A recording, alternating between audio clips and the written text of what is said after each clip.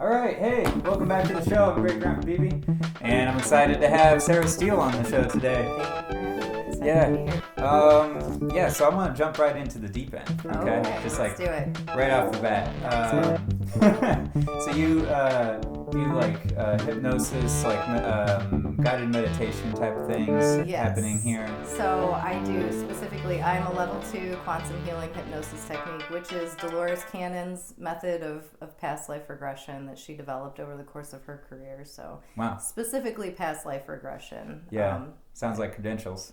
Well, you know, it's a certification, so it's not anything too serious. But I'm also like certified through Beyond Quantum Healing, which is just enables me to do the sessions online. So we're not just doing in-person sessions.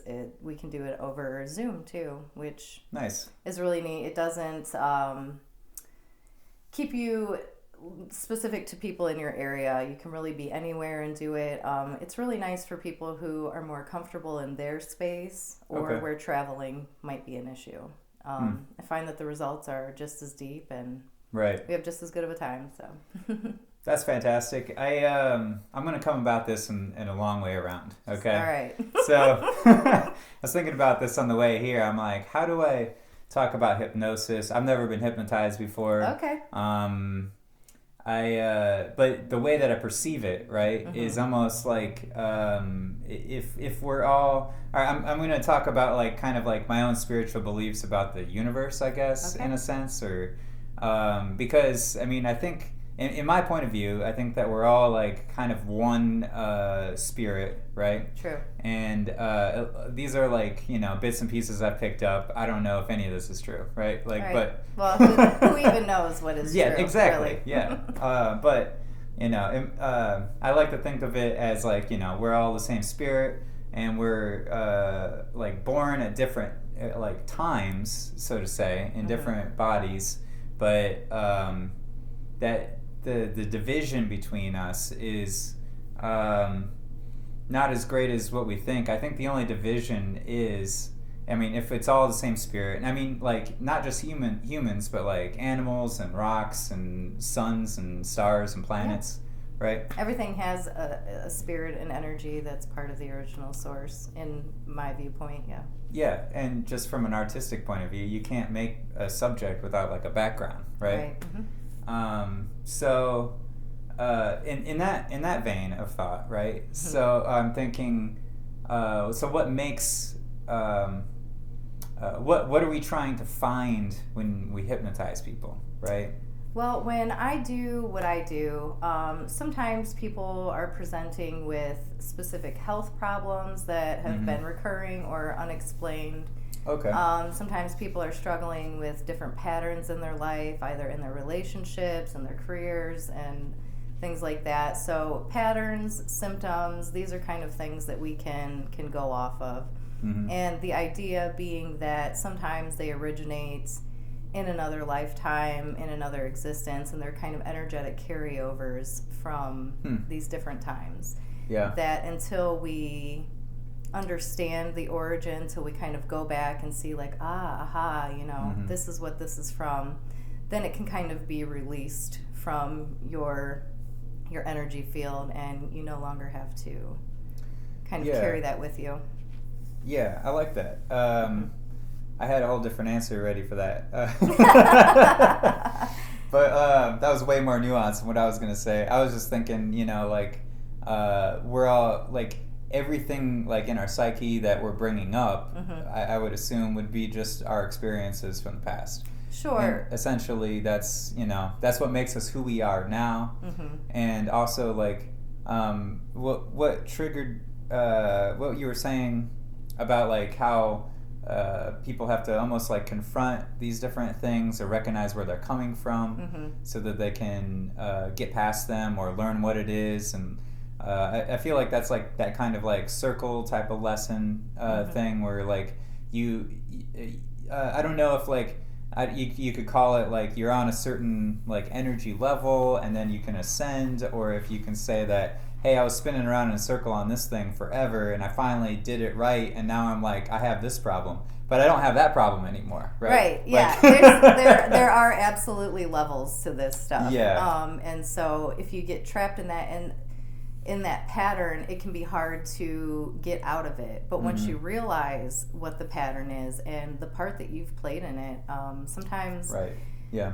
people are like, oh, I have this relationship with my parents or a boss or a coworker, and sometimes when you go in, you can realize how we switch roles with each other. So you may feel victimized by them in this lifetime. Yeah. But then you may find out how you were the perpetrator in the previous. So there's a karmic aspect to it sometimes, depending on our interpersonal relationships. Okay. But sometimes, again, going back to the health, an example in either Edith Fiore or Irene Hickman, I can't remember whose work it was. We talk about different fears, phobias, allergies can even be linked to previous experiences. A woman was incredibly allergic to cats. Okay. And was just wanting to what is this? She loves cats. She wants a cat, but she's so allergic to them. She's just like, hey, help me out here. Yeah. So then, she kind of goes back to a past lifetime where she was a small girl. They had a barn cat that had just had babies, and she so wanted to be able to play with these little kittens. You know how, 5-year-old little girl, I just want to pet the kitties. Right. But her parents had told her to stay out, especially while they're young babies. Yeah. The mom can be a little bit aggressive.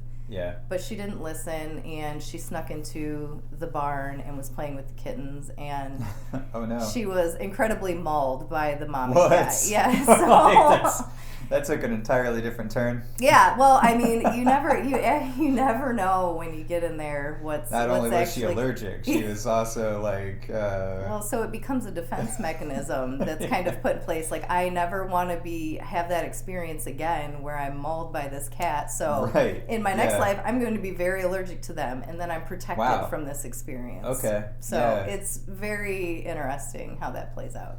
Yeah, because I've known people that don't like honey per se, right? And I'm like, I love honey. Well, how can you not love it? And you love sugar. Why don't it doesn't make any sense, But some of that could just be personal preference, but maybe sometimes there is a deeper aspect to it. Yeah, I was horribly stung by a bunch of bees. Yeah, right.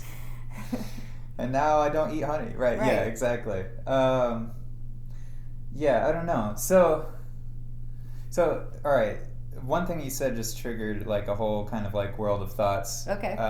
Where you're talking about how people are almost in this kind of puzzle of their community. At least that's how I feel. We have soul groups is kind of the term that Dolores likes to use for it. We have soul groups that we kind of come back together. We want to learn these lessons together. We've agreed to do these things. Right. Yeah. Huh. That's pretty cool. I always think of it evolutionarily almost, it's we're attracted to groups that are a certain size of people. Yeah. And I couldn't give you a specific number. I don't know anything about that, but we do seem to have, and it can be, we think our parents, obviously siblings, partners that we'll have in life, but it can be a boss, a coworker, somebody, anyone who's around in close proximity. Yeah, really. And it can just be one of those where you just meet, boom, and then you continue on your own path. It doesn't have to be this long, sustained, drawn-out relationship. They can be as quick as that. Yeah, for sure, and completely change your life afterwards. Yeah. It's sometimes I think that when we find ourselves in these groups, right? If there is a piece. There's such a dynamics happening where so many different things need to happen, not just physically, but on an emotional level, on a lot of different levels, and people can find themselves if they're missing a piece, and everybody else doesn't see it, then they'll just fill that role of whatever that is, and then try to help from that, Possible. possible. There's so many possibilities that it's kind of a complicated thing. Yeah. I lost my train of thought on that. It's I think about it a lot in terms of like if you're, like I don't know, like I would say like 10,000 years ago, people are kind of like nomadic and like certain things need to happen for the group to like thrive. Yes, there it is. Yeah, to thrive, and then there's like a certain threshold of things that need to happen so that there can be that next evolution in kind of their consciousness. So, an interesting concept that I had read a little while ago was talking about how, we've obviously got like elemental spirits, earth and water and things like that, trees, plants. And then you've got animals that are kind of like a group soul. Okay. But it was interesting because they had mentioned that like interact by us having pets, having a close kinship or relationship with animals will kind of help them into their next level of evolution into being like a human spirit in the next time. Us interacting with them can help like pull them up to the next level of spiritual evolution. That's really cool. Which I thought was neat. I think it's something I kind of kick around and think about a lot. Yeah, that's awesome. Little squirrel you rescued, and now next time it gets to be closer to human. Yeah, I mean sometimes I feel like I remember being different animals in the past. It's happened in sessions. I've absolutely had people. Dolphins are a really popular one. Yeah. People will talk about dolphin experience, like I'm swimming through the water and I'm in a group of that, and it just feels really joyous, and it's actually a really beautiful experience how playful they are. And is that why you refer to animals as like a group kind of thing? Yeah, they are. Even solitary animals are still part of a group spirit. But if you look at ants, any kind of animal that is in a group, that they use each other for survival. I mean, even humans, right? I mean, like they call us like a flexible collective of things, of people, so to say. Yeah. And then the way that we do that is with stories, right? Like we create these like crazy intricate stories to like weave it together so that we can exist on larger and larger communities. And we learn from those stories, and Carl Jung calls it, archetypes and things like that. So that can even happen during a session that maybe perhaps it's not their direct past life. But we have the conscious mind, the subconscious mind, and then the superconscious mind, the collective where we kind of can pull stories and ideas from. Perhaps it's just helpful for them to kind of see and witness that story. It will kind of relate to their life in a way. So not everything is a direct past life. Sometimes we can just pull archetypal stories from the collective conscious that we can learn from, which is why movies and things like that was why we like to watch. Yeah. Like stories. Yeah, and I don't think that life is all that complicated, Like we're all doing basically the same things. We're all going to the same spot. We all came from essentially the same, spot. Yeah. And I don't know. It's and we're only really alive for, 80-ish years tops. If you're lucky. And and like to be able to do almost everything here in that time span, it doesn't seem like enough time. No. Which is why for me it makes sense that we would have multiple experiences, multiple chances to really it's a retest, Right. Yeah. And then I don't know, I mean I'm gonna make this way more confusing than it is maybe. But so like in our certain trajectories, so to say, like say that we're all individual spirits, right? To juxtapose that to the idea that we are all one spirit compared to a bunch of individual spirits, right? Okay. It seems like to believe that we're all one spirit is like one thing that we're I've always tried to like unravel this idea that like if we're all one and we all like experience each life consecutively, right? Like throughout all of history and all of time, like you would have like the beginning spirits sprinkled about, so that they're not all. You don't put all the new spirits right at the beginning of time because they'll never make it. You know, so like, so the way that the timelines seem to work out would be logically would be like, you have them here and there, and then you have the old souls who've been here forever. And it's just one long kind of trajectory, very similar to like the idea of like the like one electron theory, where they talk about there only being one electron that exists in the entire universe, and it's just bouncing in and out of existence all simultaneously, creating all of this, basically. Okay. Yeah, it's kind of, I don't know. I mean, like, there's a lot of really cool, like, philosophical science, where the two meet kind of ideas, Mm-hmm.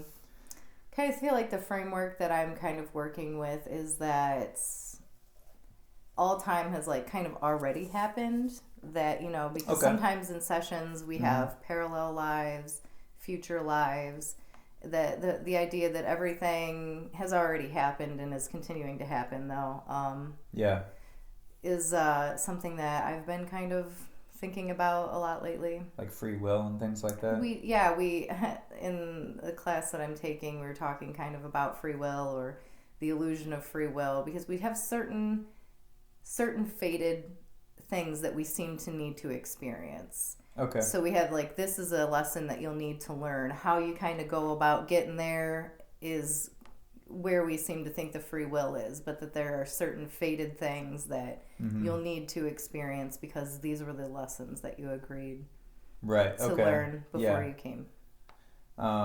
Opposed to someone who like comes here and knows that they're just going to goof off the whole time or something. Yeah, I mean, those lives do happen. Like a rest life, because they've had so many traumatic things happen before that they're like, look, I'm going to come here, I'm going to do nothing, I'm going to accomplish no things. Exactly. And that is it. So it really helps me think about, I mean, it makes you less judgmental. Like, well, this person doesn't want, I'm like, maybe they're not supposed to, maybe they're just taking it easy because you don't know what they've already been through. Right. So they're just doing that. But in the concept of old souls, if we look at the universe as a whole, I mean, we have spirits coming from different planets and different dimensions too, that are, there's other places to be besides Earth. So it's not just Earth history that we're dealing with. I heard an interesting idea, and this is way deep end left field kind of stuff, but it's like they talked about once we started like dropping nuclear bombs or something like that in like Arizona area, that it like disrupted something in like another dimension, and that's why like aliens started arriving in that spot in the world. Interesting. Like back in the 50s. Yeah. 40s and 50s. I could see it. Yeah. I couldn't write it off. I don't know about it, yeah, but I'm I would. It kind of lines up. Yeah, I would be willing to entertain that. Absolutely. I had a session recently with a client. We'll do a body scan, asking the higher self to scan the body for any health things that are happening, but then we'll do energetic and chakras and stuff like that. And she starts to tell me that she's got a pair of boots on her feet and they have like metal bottoms, and it's kind of making her feel ungrounded. Oh. So, I ask her... You would think that would make her feel more grounded, because like anyway. I don't know. Yeah, I don't know. So I asked her, well, what do you think you should do about that? Because I don't ever try to I try not to lead people too much. I give them what do you think is the solution for that? Exactly. She said I should take them off. I said, okay, well then go ahead and do that. There you go. And so she takes them off and she's like, oh, I have tentacle legs. But they're not like octopus, they're like alien almost. And so then we get into the idea of having like an ET spirit attachment. It got very wild. It was very interesting. I would say that was one of the more interesting spirit attachment things that I've had happen in my short time of doing this so far. I would say so. I've heard that octopi are alien species Would themselves. absolutely like, believe it. They're yeah. terrifying in the most majestic kind of way. I've used to draw like people with like tentacle legs, just cartoon wise and all Maybe that. you've been there before. I don't know Yeah. what planet is that. Yeah. Why else would we be talking about it right now? It's come full circle. This was always going to be talked about. It was. It was fated. That's fun. Yeah. I mean, it's really, I don't know. Like the creation of everything is just completely unbelievable anyway. Like the fact that I'm just like driving in a car on the way here and I see a person and I'm like, that guy's on a planet. And like like because we have to forget about those things to just function as like a normal person in society. But then like it's intriguing, like things like this where I'm like coming to talk to you about things. I'm like, okay, how do I think about the universe? How do I, like, and then it puts my mind in that spot again. And I'm like, okay, I can see this again, Right. And then, like, I see this guy, and I'm like, he's on a planet. And, like, oh, shit, we're all on a planet. This is completely infeasible. Like, there's no way this should even happen, Right. Like... Well, I mean, your body is just billions of cells, and you are your own universe that, Right. you're the god of.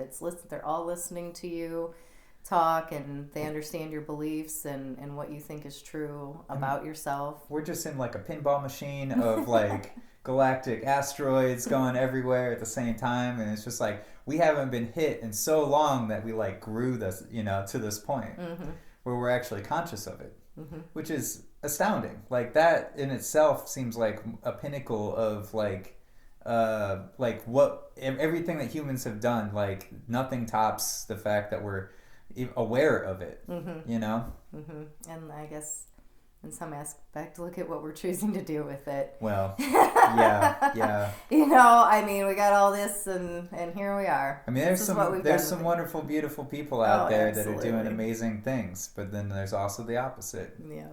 It's and I think maybe that's part of the I don't know, kind of what we have to do here, right? Oh, it is. Limitations are definitely a big lesson that we're learning here. And if you play a video game and you're playing it on the easiest mode, you don't feel challenged, you're not going to keep playing that video game. Right. So obviously we've set these difficulties up for ourselves because honestly we love them. We love to learn this way, and that's why we're choosing this. So as much as we want things to just be, it'd just be easy, we would get bored. Which is why we're here in the first place. You know, like I'm bored. It's like, what's the I want to see what thing? happens when, this happens. Well, and that's, I was just talking to you about that right before I got here. I was in that, I'm like in a theatrical orchestra pit playing drums with like drum sheet music. I've never played drums for a band before. I've never played music? I don't know I've never played drum sheet music before.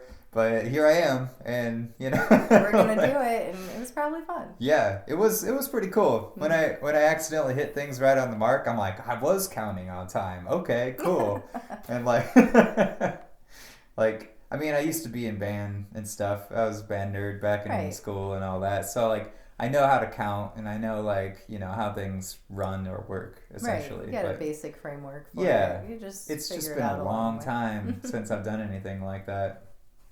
And it's a challenge for sure. Yeah, but we like challenges. Otherwise, there's just no growth, and we would get bored. Yeah. And I was just curious about, I don't know. I'm always like taking songs apart and putting them back together again, seeing how they work and like why they work the way they do, and been doing that a lot. I took apart this electronic music guy named French 79 is the name of his project, I guess. And it just really intrigues me, and I don't know why, like, and I'm like, well, I like these synthesizers and I like what he's doing, but then I'm like trying to play it and I'm like, I don't know, like I'm used to playing in certain scales, I guess. Right. And when I realized that, I'm like, oh wait, he's playing this chord that I never play. And like, once I realized what it was and I could hear it, I'm like, okay, this is simple. He's just like arpeggiating this thing, and okay, cool, you know? New thing to add to the repertoire. Yeah, yeah. And that's why I love music and art, and just like anything that people can find themselves in, where they can just like keep learning new things and like new angles of things. I think really take apart your own psyche in different weird ways that we're not even really aware of in a lot of ways, because you have to actually break your patterns, you know, and like think about things in a whole different way. You're like, what I always do doesn't work right now. What do I have to do right now? Right. You know, like, or what I do is too samey same. Let's kick it up a notch. Exactly. Yeah, and it's just like an infinite amount of options there too, and that's just how all of life works. You know, and then if you're in the middle of creation all the time, you have that kind of like eye for the rest of life too. It kind of opens your eyes a little bit. Absolutely. We're never completely there. We're always like in the middle of something, or in the middle of like where we are, right? To not put so much a blunt point on it. I'm not much of a musician. I don't consider myself much of an artist. I dabble here and there. So, but right I love creative people, and I love seeing the art that they do create. I'm constantly awed by that. I find myself more of a curator than actually a creator. I'm like, these are all the nice things that I have a good eye for. But I got Canva because I was like starting to do businessy type things, and cool. I'm like, I'm a graphic designer now. Like, honestly, it's been fun. So nice. But I will no sooner get something done, and I'm like, oh, I wanted to tweak this better. It's never done. I've made like 5 batches of business cards because I got to keep going back through, and I'm like, no, I think this would have been better, you know. So it's that's what art is, though, right? It's you're a collector of your favorite things. That's all art is, essentially. Yeah. I found this app recently on my phone that's like AI generated art. Okay. And you just like type in words. Okay. And like you click on a style and it generates a thing that's like just that weird. Sounds awesome. It's pretty cool. Yeah, it's like a lot of abstractions of like, I'm like camels in the desert in pastel mode or whatever, and it's just like, yeah, that kind of looks like camels, and it's in like the desert in pastel weird. mode. Yeah.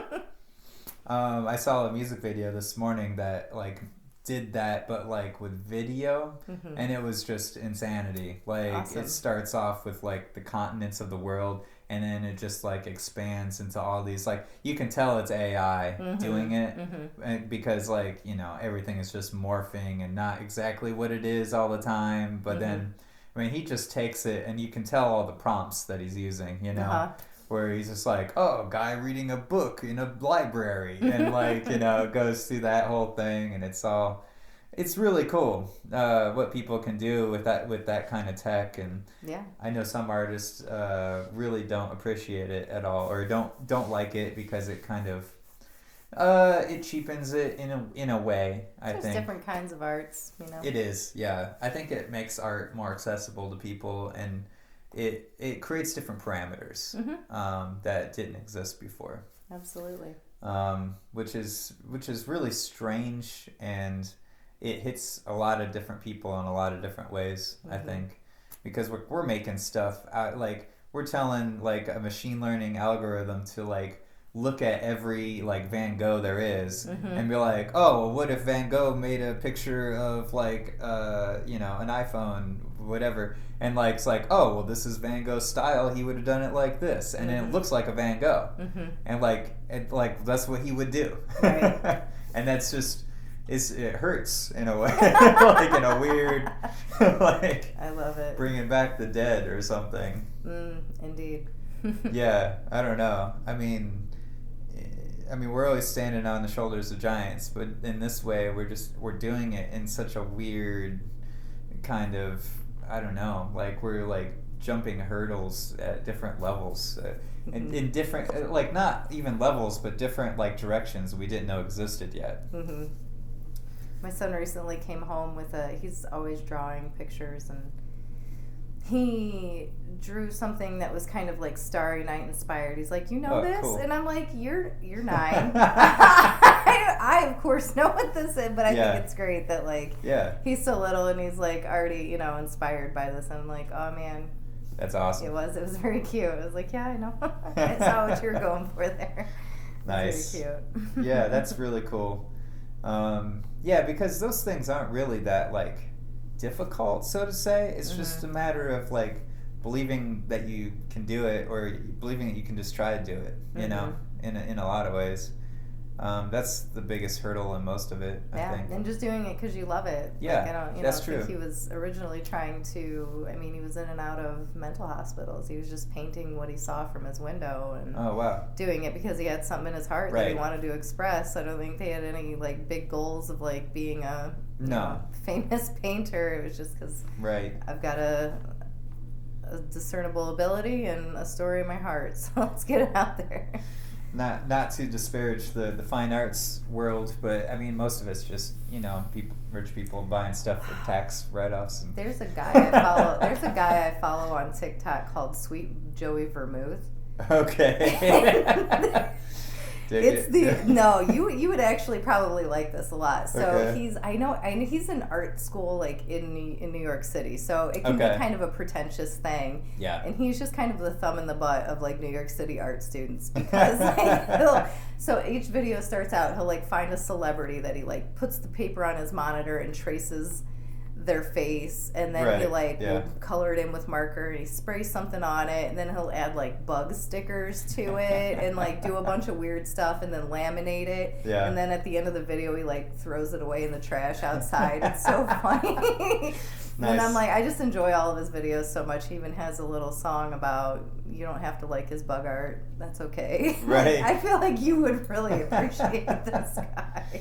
Yeah, and, I already do. Yeah.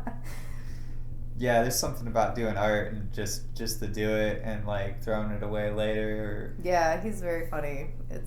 He even was like talking about how he was gonna apply for some different art school, and he did a bug art that he like laminated and wrapped all up and wrote an admission letter, and then like took it all the way to the next university and then threw it in the trash can outside out front. And I'm like, this guy's too much. This is part of it. It's all performance meets you know, actual meets. Yeah. So it's kind of, there's levels to it. My brother said that I should like get like a shop in like a mall and like a storefront kind of thing with glass and just live in it and just be my own art. Like I agree. Absolutely agree. I'm like, okay, yeah, I could do that. I love it. Yeah. I mean, why not? There's probably plenty of space at the mall that you could just... I know, nowadays, right? Yeah. Like, I wanted them to make it like a kind of a Portlandia. I would love an adults hide-and-go-seek league. And I thought, wouldn't it be fun if each store was like a different theme? Yeah. And you could just like... It's almost like just piggyback off of like laser tag, right? Yeah, you know? But hide and go, not laser tag. Like kick it old school a little bit. Right, yeah. Nothing used to give me more of a rush when we would be playing hide and go seek. I became a really good hider, and my heart's just like. Well, yeah. I mean, there's a lot more running involved. I mean, we'd do it at night outside, and everybody's all dressed in black. Like we were really hardcore hide and go seek players back in the day. That's wild. My kids hate it. They like refuse to play with me now because even though I'm like bigger than them, I'm obscenely good at hiding. The time you dressed up like Chupacabra, this still haunts me. So much so that I'll be in my hiding spot and I'm like, "Hey, River," and like that's me like calling to them and they can't find me, and I'm just like, they hate it. You just hear like laughing and bellowing in the woods. Like, I don't like this game anymore. You don't play fair. I'm like, oh, I play very fair. This is how the world works. Yeah, I'm not a take it easy on it. I take hide and go seek very seriously. Man, we used to have this like part in the woods when like this woods that I kind of like next door house when I was growing up as a kid, like it was like haunted to us or whatever. Oh yeah. Just because like that part of the woods had like all these like crazy vines and like dead trees and stuff, and the rest of the woods didn't look anything like it. Yeah, absolutely haunted. Yeah. There was some stuff went down there. Yeah, for sure. It's weird. There's like speaking, going back to like archetypes and things. Okay. So, like I was at the school that like I graduated from today, Okay, just yeah. like walking around like in the band room and like in the hallways, and just like a lot of my dreams still happen in those spots. Yeah. Which is really weird. It that is. like I forget that those spots still exist. And then I'm like, oh wow, I'm back here again. This is like it doesn't bring me back so much as like this is like a part of who I am almost, Yeah. God, I love dreaming. That's a whole other thing. Yeah. I haven't lived in Norwalk in years, but Okay. I tell you what, I get around Norwalk at night just when I'm sleeping. I'm like, why? Particularly the intersection, like behind Sherry's Coffee House, like and behind, like something about that area. Yeah. I don't know what it is. I mean, I grew up on Hester, kind of like down the street from there, and I worked at the library for a little bit. So like that section of the road, for sure. I don't, And there's like nothing there. Really. Nothing. There's literally, but I'm there. Back when that was an auto body shop, it still is in my dream. I don't know. Yeah, I walk through there frequently myself. Yeah, there is something about that. We used to hang out there behind the old Dirt Sandwich venue and like I mean, office bars over there, so so there's like that little area just very imprinted on me. Yeah, for sure. Yeah, that's kind of some kind of ley line. I swear. I lived in Norwalk as a young kid, like up to like 5 or maybe 7 years old or something. Okay. And then we moved away for like 4 years, and then we moved back. And it was weird how like I didn't know how to read when we left, but then I did when we came back. And all the signs were just symbols to me at that point. Right, and then you come back and you're like, oh, that's These what that was. These actually have words. Right. These are words. This is real. Yeah. It was a weird homecoming of sorts. Yeah. But it's been home base ever since, mostly. Indeed. I need to planning to start traveling around here, hopefully in October. Yeah, where are you going? Thinking Buffalo, Toronto direction. Awesome. Toronto's a lovely big city. I'm not much of a big city gal, but Toronto was lovely and friendly and lots of stuff going on. Yeah. I just want to talk to people about healthcare mostly. Yeah. Good conversation. Yeah. It's just it's weird that like we don't have it. Yeah. I heard a guy the other day talk about just so matter of factly be like, I think we should be able to vote on if people should be homeless or not. It's like, like why don't we have that vote? Oh man. No, I mean, but that's something in my daily like kind of the meditation that just like everyone can have healthcare and housing and food. Like right. Those should be just the basics, the bare minimum. It's 2020. We can absolutely make all three of those things easily. Happen. So easy. I know. Especially in this country. Like it's beyond shameful. Ridiculous. Yeah. We haven't yet. Yeah. It's a weird spot in history, and like I just feel like we're gonna be looking back at this and being like, wow, this like we are just letting people fall through the cracks like nonstop. Like our whole society's based off of this like fact. And I don't think it's definitely systemic. I don't think it's you or I or our neighbors or our communities. No, it's not an individual. No, it's definitely the way the system is set up, and there's definitely vested interest in keeping it that way. Yeah, for sure. And it's strange too, because it's like, is there vested interest, or is it just like an illusion of like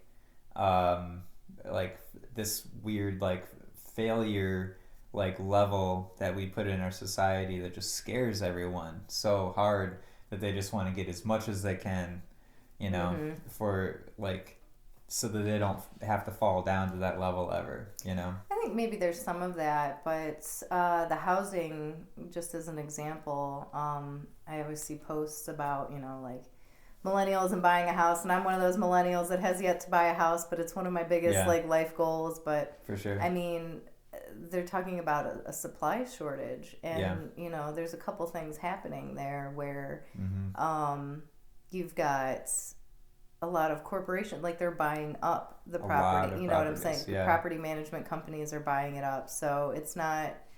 You know, you have a lot of people Airbnb. That house is an Airbnb. The house on the other side is an Airbnb. The house, 2 houses across the street are Airbnbs. So 6-7 months out of the year, they're completely unoccupied. Wow. Wow. Yeah. This is the house right here, Airbnb. So, you know, I'm great. I'm glad that those guys are making money on it. But at the same point in time, that's 5 houses on one stretch of road that could otherwise have people in them. Definitely. All year round. Yeah. So there's a couple things happening there. I don't, you know.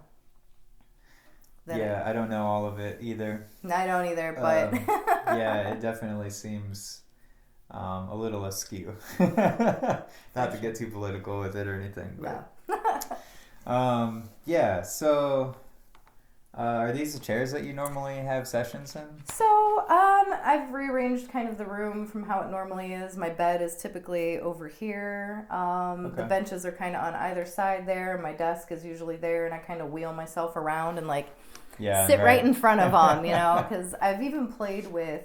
Have them sit on the couch and discuss, or no, not so much that, but I kind of had sat behind my desk and kind of just come around the side. But I think that there's something about being in front of them, not having anything in between you. I mean, I've definitely played with different angles of everything that I do. Yeah. But a big part of the interview is rapport building. So I think having no obstacles between us and really being front and center and facing them. Although I kind of like this setup. I'm toying with the idea, do I want to keep it like this? I don't know. We'll see.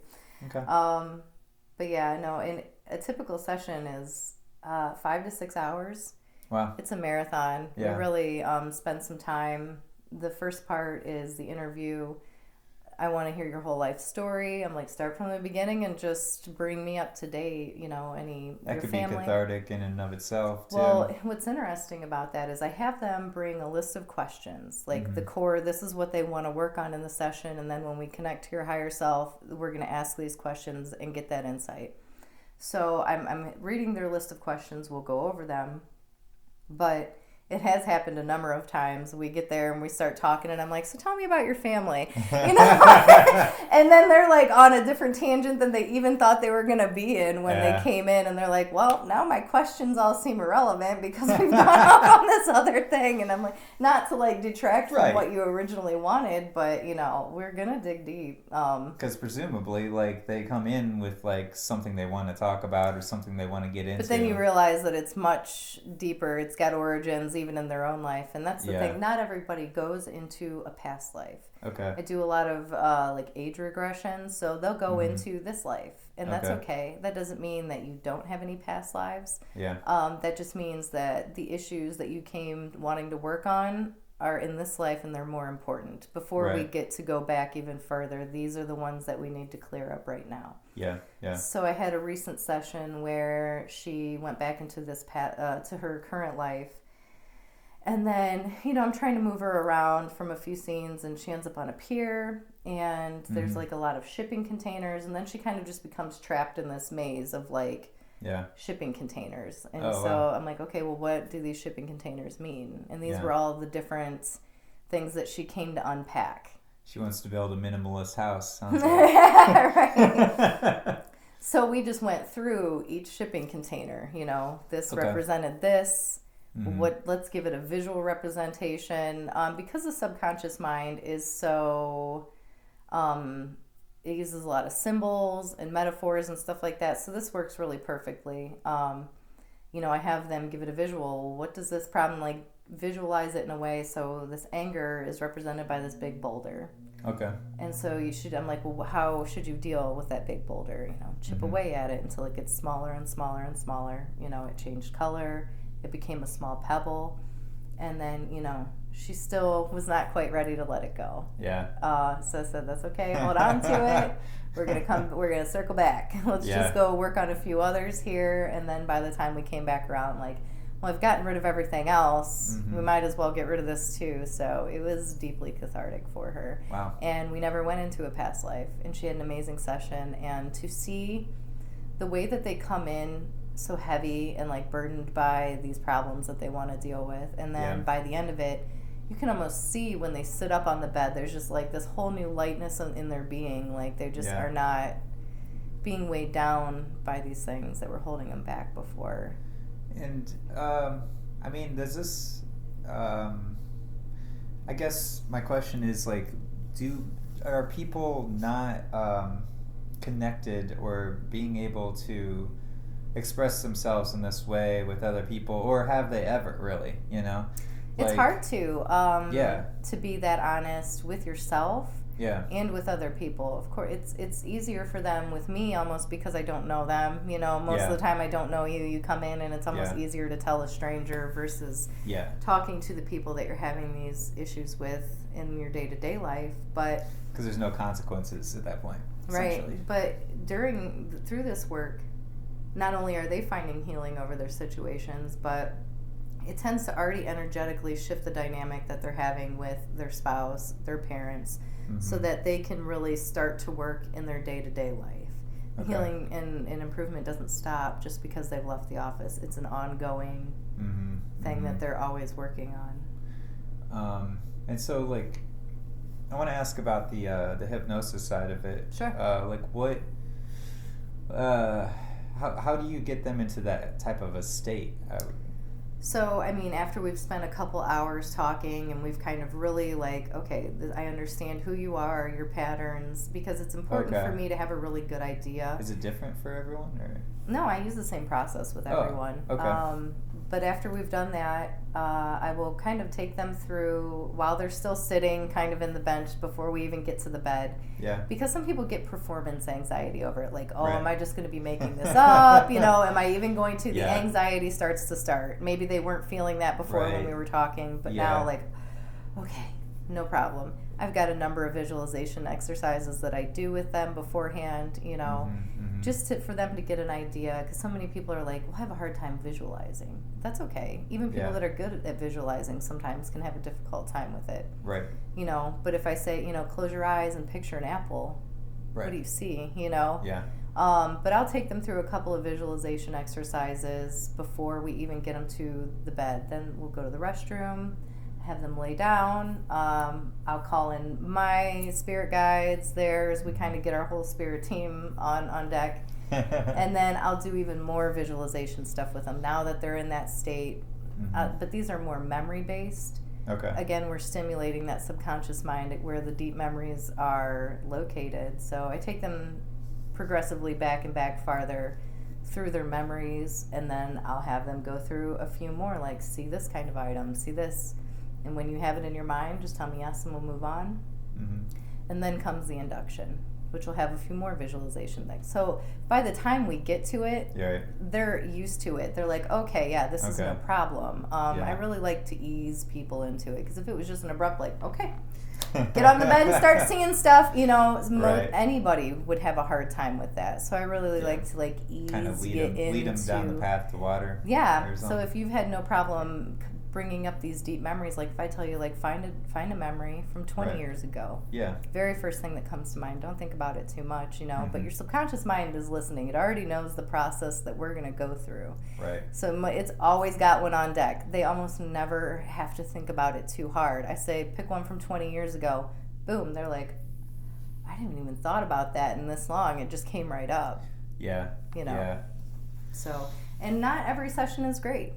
Not every session. Sometimes we do still struggle, but I think it takes a level of being honest with yourself. You have to be ready to confront your own issues. If you're not, it's not going to work. You know. Yeah, I would assume so. If you're still hiding from yourself, like that's just, it's not gonna.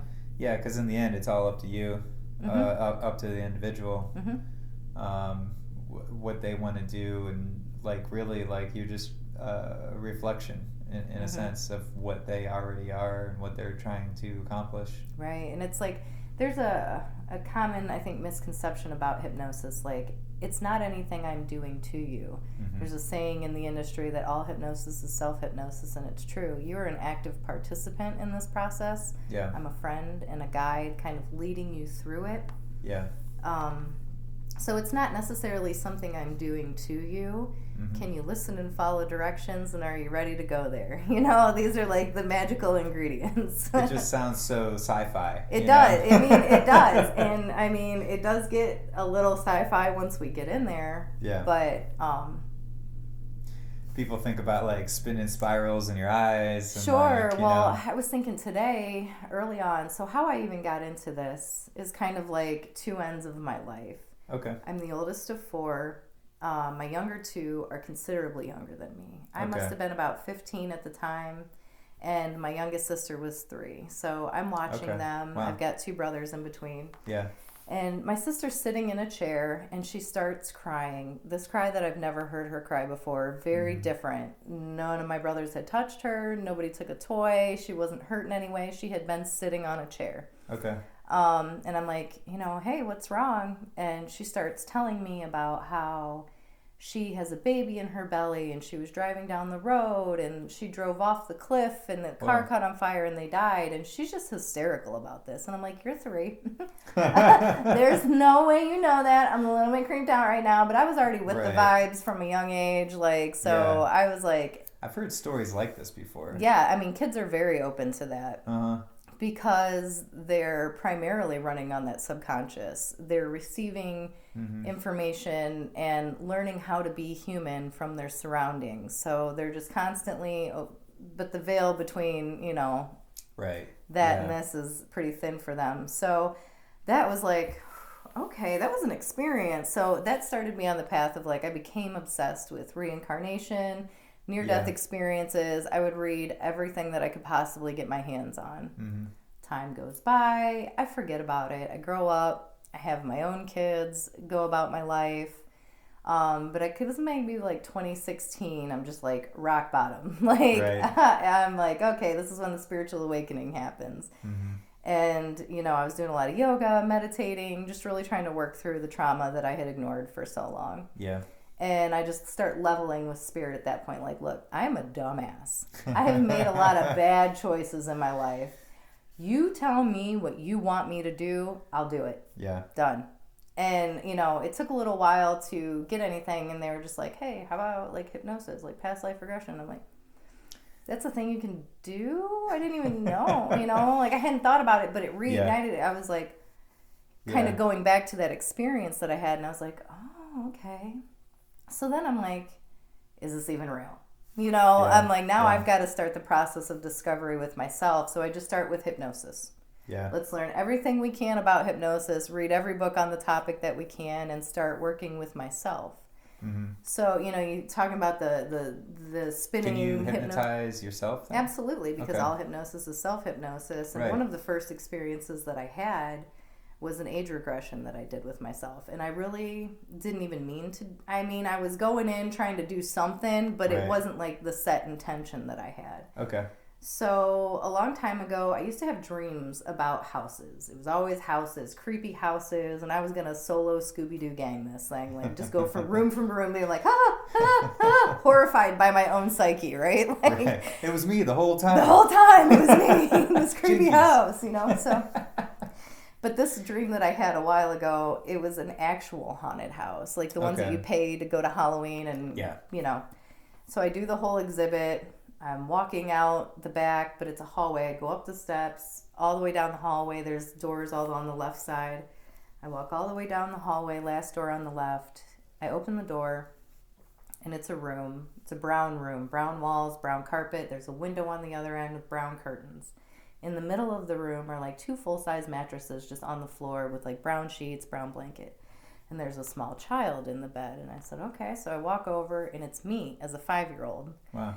And I was like, oh, okay. And, you know, I hug her, and then I like lay down in bed with me and cuddle, and we fall asleep in my dream. Wow. So that's the dream. Yeah.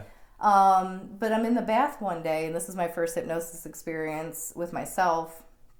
And I'm like, okay, I'm doing an eye fixation, which is, you know, fixating on a point that's like usually slightly above Okay. your eye level and like kind of in the center. So you're like putting stress on the eyes in a certain way. Huh. It's almost like stereotypical, kind of what you think It about. is. That's when you said like the hypnosis. So I'm like, Hollywood always has like some elements of truth to it, but it's a little bit. You wouldn't want it moving, I don't think, right. you know, unless it was like that's, you know, you can do that, but this, I don't know what that's doing. Yeah. Correct me if I'm wrong, any other hypnotist. But I don't. So I'm in the bathtub, I got candles lit, and I'm seeing the light of the candle kind of bouncing off the faucet. Okay. And I'm just like, okay, that's my fixation point. And I just kind of go back into that dream. I'm going up the hallway, down the hallway, going back into the room. I see 5-year-old me. Only this time she takes my hand, and we go back to 3-year-old me, to the house that I grew up in on Hester Street. And, you know, that house doesn't even exist anymore. Right. It's gone. Yeah. But we're going room to room, and I'm remembering, like, what my little baby brother's room looked like, and my parents, you know, it was very detailed. And then we obviously go through the trauma of why we're there. Right. And kind of work through that. And it was a very interesting experience to kind of be back in the mind of like 3-year-old me, you know, and perceiving things the way that she was, the environment that was happening. Was it trauma that happened as a 3-year-old? Okay. Yeah, I mean, and it was not like physical or anything. It's just, you know, the heaviness of the household at the time. Right. You know, the intermarital problems of my parents and the way I was just a very sensitive child. Right. I was very, very sensitive. I still am. I'm still a sensitive gal. Pick up on the wavelengths. Yeah. But it was at the end, there was a little bit of a levity because she took us to go see all of our toys. Like, hey, you remember this toy? Hey, you remember this toy? You really like this? And I'm like, man, I've forgotten. Core memories unlocked. I forgot about these toys. And so it was very cute. And at the end, I'm just like group hugging all of these versions of myself. And we're crying. And I'm in the bathtub hallucinating the whole time. Like, so it was that's when I was like, oh, yeah, you can do this. This is a thing. It's real. That was the moment when I was like, oh. Yeah, this is what it's like.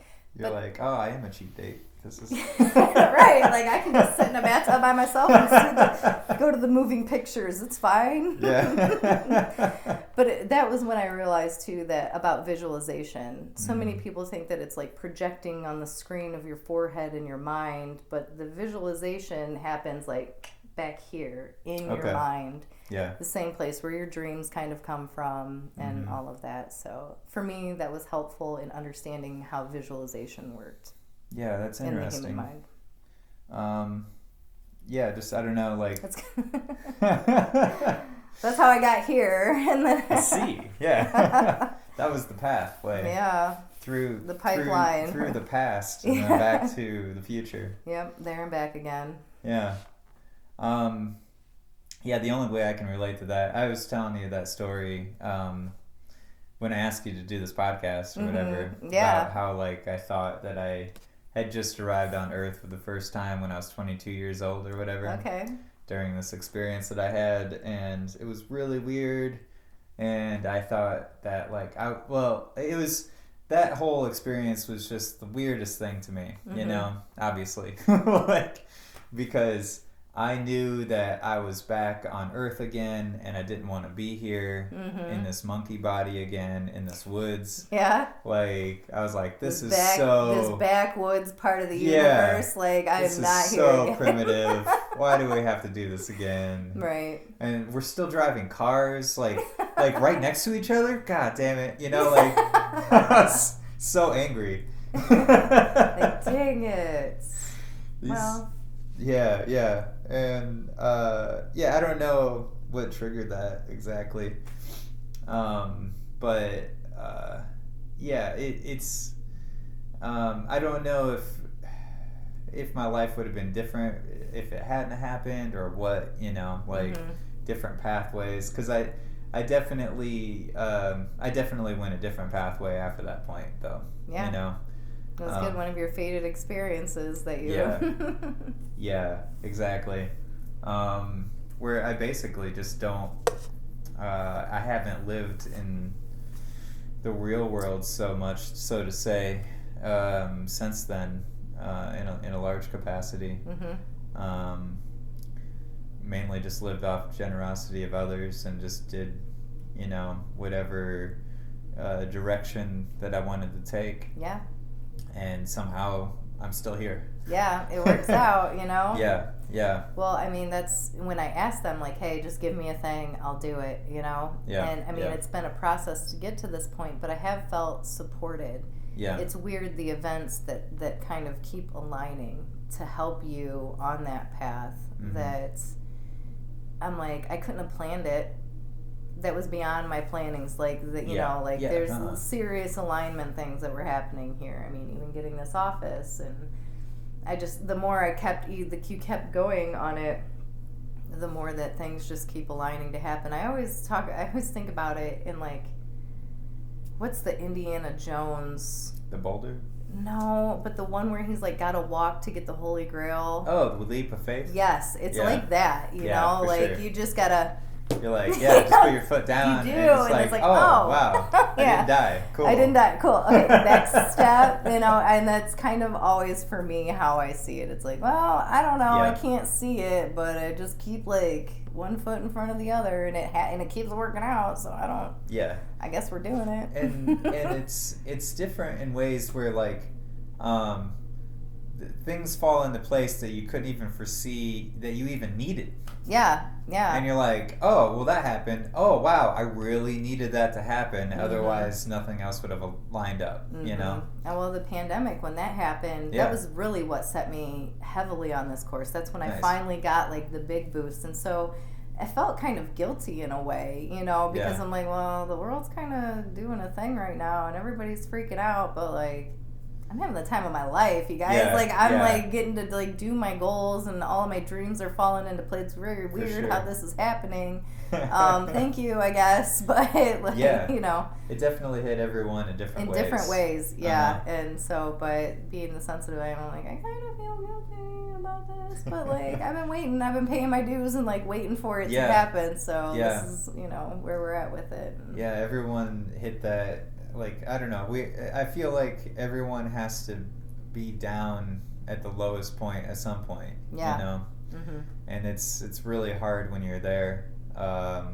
whether it was the pandemic that triggered it, or whether it was the pandemic that got you out of it, or whatever level that you were during that time period. Because, like, leading up to the pandemic, I'm like, how did I get back to square one? I'm like, how am I back at rock bottom? And then that happened, and I was like, oh, I didn't. I'm never gonna doubt you again. I'm sorry. Like, I didn't see the pieces. So, like, anytime my life falls apart a little bit as I perceive it to be, I'm like, well, that's how I gotta know there's gotta be a level up coming. I'm like, well, this horrible thing just happened. I'm like, but the last time that happened, there was a good thing coming, so I'm just gonna not even be mad about it anymore. I'm just gonna trust that this is a part of the process. Exactly. It has yet to prove me wrong. The whole kind of idea that, like, the amount of, like, suffering equals the amount of joy that you can have the capacity for. Yeah, well, I don't know if you're into Enneagrams at all. Enneagrams, I don't know. I think it's like a personality kind of thing. Okay. So I'm a type 4, and we're kind of the emos. The romantics, whichever way you want it, but there is we swing heavy on both ends. Like, my capacity for deep depression is much as my capacity for joy and elation. So I mean, it's a I feel that for sure. It's either way. There's a pendulum swings wide on that one. Yeah, I got to the bottom back in October where I just stopped trusting myself with certain things, and then I was like, okay, different direction now. Yeah. It's wild, Yeah. But I don't know. At some point too, I mean, there's a whole the spectrum of, like, when you go so far in a different direction where you're like almost like stop feeling in different capacities, or stop feeling empathy, and you realize that you're just completely, like, out of steam that direction, and then you come back to the other side, and it's like, I'm feeling everything, but I'm just completely depressed now, but at least I can feel something. Right. And then so there's that's not, that's a whole different Well, other, I mean, and again, I tend to romanticize it and make it art and like, Right. oh, I'm not, what am I if I'm not feeling like horribly depressed? And like this is the only time I'm really alive. I'm like, well, calm down, like. Yeah. Or and just recognizing your patterns. And that's being it. like, okay, I really want to keep going on this pattern, but like, feel like if I stop, it'll give me perspective on it, and it's really hard to stop, but I'm going to try. I just know that it's like all temporary. It feels so all consuming when you're in it, but like it's gonna pass. That's why I just keep reminding myself, like, for sure, it's all temporary. If I'm feeling really sad right now, like, it's gonna just give it a day or two. Go take a nap. Yeah. Usually, if I can just go take a walk. Yeah. Usually, if I can reboot the brain, I gotta if I can get 30 minutes of just being horizontal. Right. Yeah. I don't even maybe gotta fall asleep entirely. I just gotta I just need to go lay down. Yeah, and recognize that you're not your own thoughts too, right? Mm-hmm. Like that's a big one. That is hard to understand, I think, because we think that the thoughts that we're having is like our own dialogue, when it's just really like our brain is just constantly just cycling through things that are happening, like that we're doing, that's happening around us, that is a million miles away, but and all of those things cycle into what we might call daydreams if we start focusing on them too hard, or just or just different things that we got to do today, and or different things that you feel real heavy on your heart, and you're like, okay, why am I thinking about this? It's like, oh, because of this, and then I have to can I even do anything about it right now? And then you got to weigh your options, and you're like, okay, well, that thought doesn't matter right now. We'll leave it for later, but at least I know that it's there. It's being able to it's like deciphering a whole code or something, of streaming, I guess Neo seeing the Matrix or something, right? Analogous, where you're I've seen the coding that's happening here. Yeah. It's okay, I've seen this pattern happening. Okay, what happened last time was this, and I need to whatever. But you have to be able to focus on those thoughts, to see them for what they are, and to let them go, and to be an outside objective observer of them. Which can be difficult. It's very difficult. Yeah. I know last summer I was in a situation where I didn't think I was going to be able to get out of it, and I was just this is and then I just realized it was just all in my mind, and I had to I was like, okay, I just need to go into nature and figure this out, and I'm like, wait a minute, I'm in nature right now, I'm walking through the woods. How did this happen? Cool, all right, cool.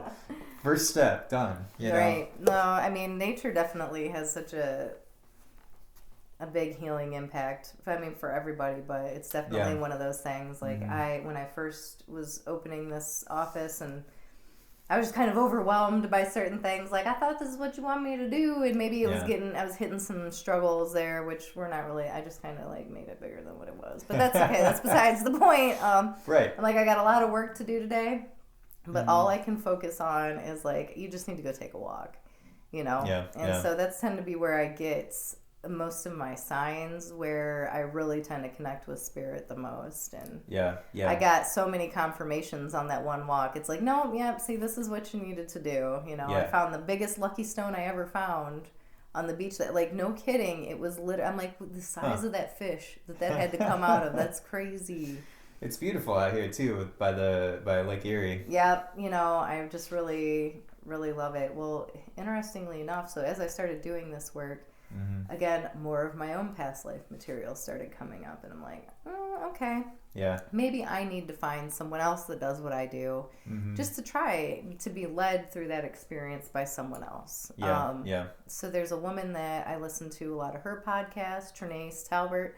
Okay. She does Awaken the Healing. You think you can find it on the podcast or whatever. She's got a lot of great information, and it's great because I've got a short attention span, so she's maybe 20 minutes max. They're sometimes be 10 minute little tidbits, but it's so so much information that's packed into that you're like, okay, I actually do need to digest that 10 minutes for a minute.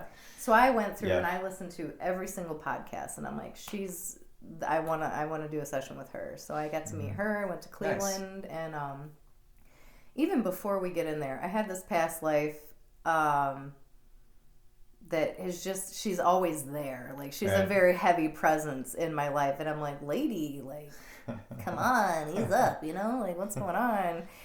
Even though I try to do my own work, sometimes you need help, a little help from your friends. So she's already beginning to channel some of this woman that she's like, she's coming through. I'm like, I know, she just is always there, like, you know. And so that was a life from like early 1400s France. Wow. But being a woman during that time period wasn't always the Enlightenment. Wasn't the easiest thing. You know, if you're married, you can't just get a divorce. Right. You know, there were some definite marriage issues happening there, and she's just kind of frustrated because she's very intelligent and wanted to be a part of like the family business that they had, but was not able to. Yeah. And so she really loved like taking walks and living by the water. She's like, do you live by the water? And I'm like, actually, yeah. Like at the apartment that I have, you can see the lake from sitting on my couch. The office that I just got, you can literally, it's right there. And I'm like, I do take walks frequently. Yep. She's like, yeah. She's like, were you a tomboy when you were a kid? And I'm like, lady, are you just reading my whole life? She's like, because she was very like, had a masculine energy, and but you know, I was like, okay, this all yeah, it's checks out. It's checking out. So, but she's apparently, this past version of myself is very pleased with the route that I'm taking, because I get to be kind of self-employed and doing the things like, and I could have done anything, but she's just happy that I'm like, so it's kind of weird how we embody and kind of help them find peace too by living these unfulfilled aspects of them. Like, I'm living my own life, right? But at the same point in time, she's finding peace in it too, because there was a part of her that was unfulfilled, just because of the times that she lived in. So it's kind of a neat aspect of it all too.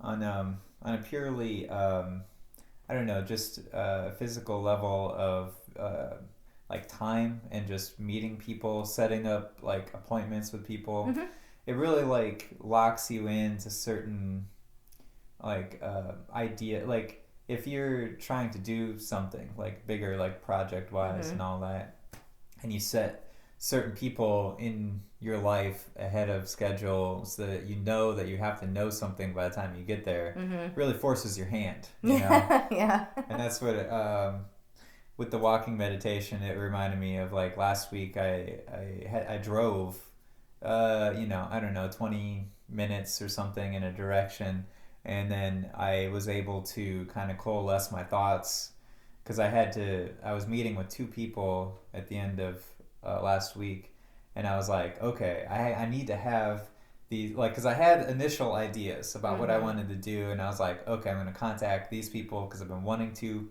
for the last month or so, you know, and about this. So I was kind of going in that direction, but even like the day before, I had no idea, like I was going to like have like a script ready or whatever, and like, and then I was like, okay, it's tomorrow, what do I do, you know?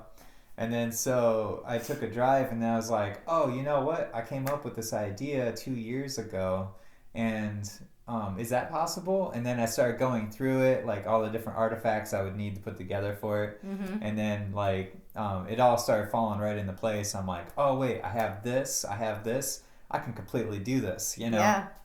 Whereas like the way that I had written the script 2 years ago wasn't really feasible with like budget wise and all that, and trying to actually do it myself. But now I'm like, okay, this is who the people are. This is like the actual human relationships that are happening, and really the only props I need is this thing here, and the rest of it just pans out, you know? Like, so that was a really cool because I knew that I needed to know that the next day. Right. You're like, well, by the skin and the teeth here. Yeah, exactly. But go past me for having that sort of already 50% Yeah. done. Yeah.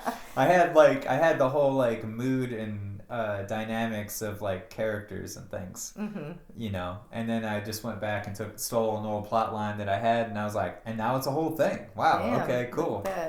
Yeah, I was pretty stoked about that. I hope it actually happens. Like everyone seems to be pretty much on board though, you know, and it feels feasible. I've been wanting to do this one for. What are you, like, being so vague? What are you doing? You got right. Yeah. It's gonna be a film of some Awesome. some sort, and because like I was, I've been like messing with synthesizer music a lot lately, and like watching a lot of John Carpenter films, a lot of his different B films and things, and like listening to how he builds suspense and like know.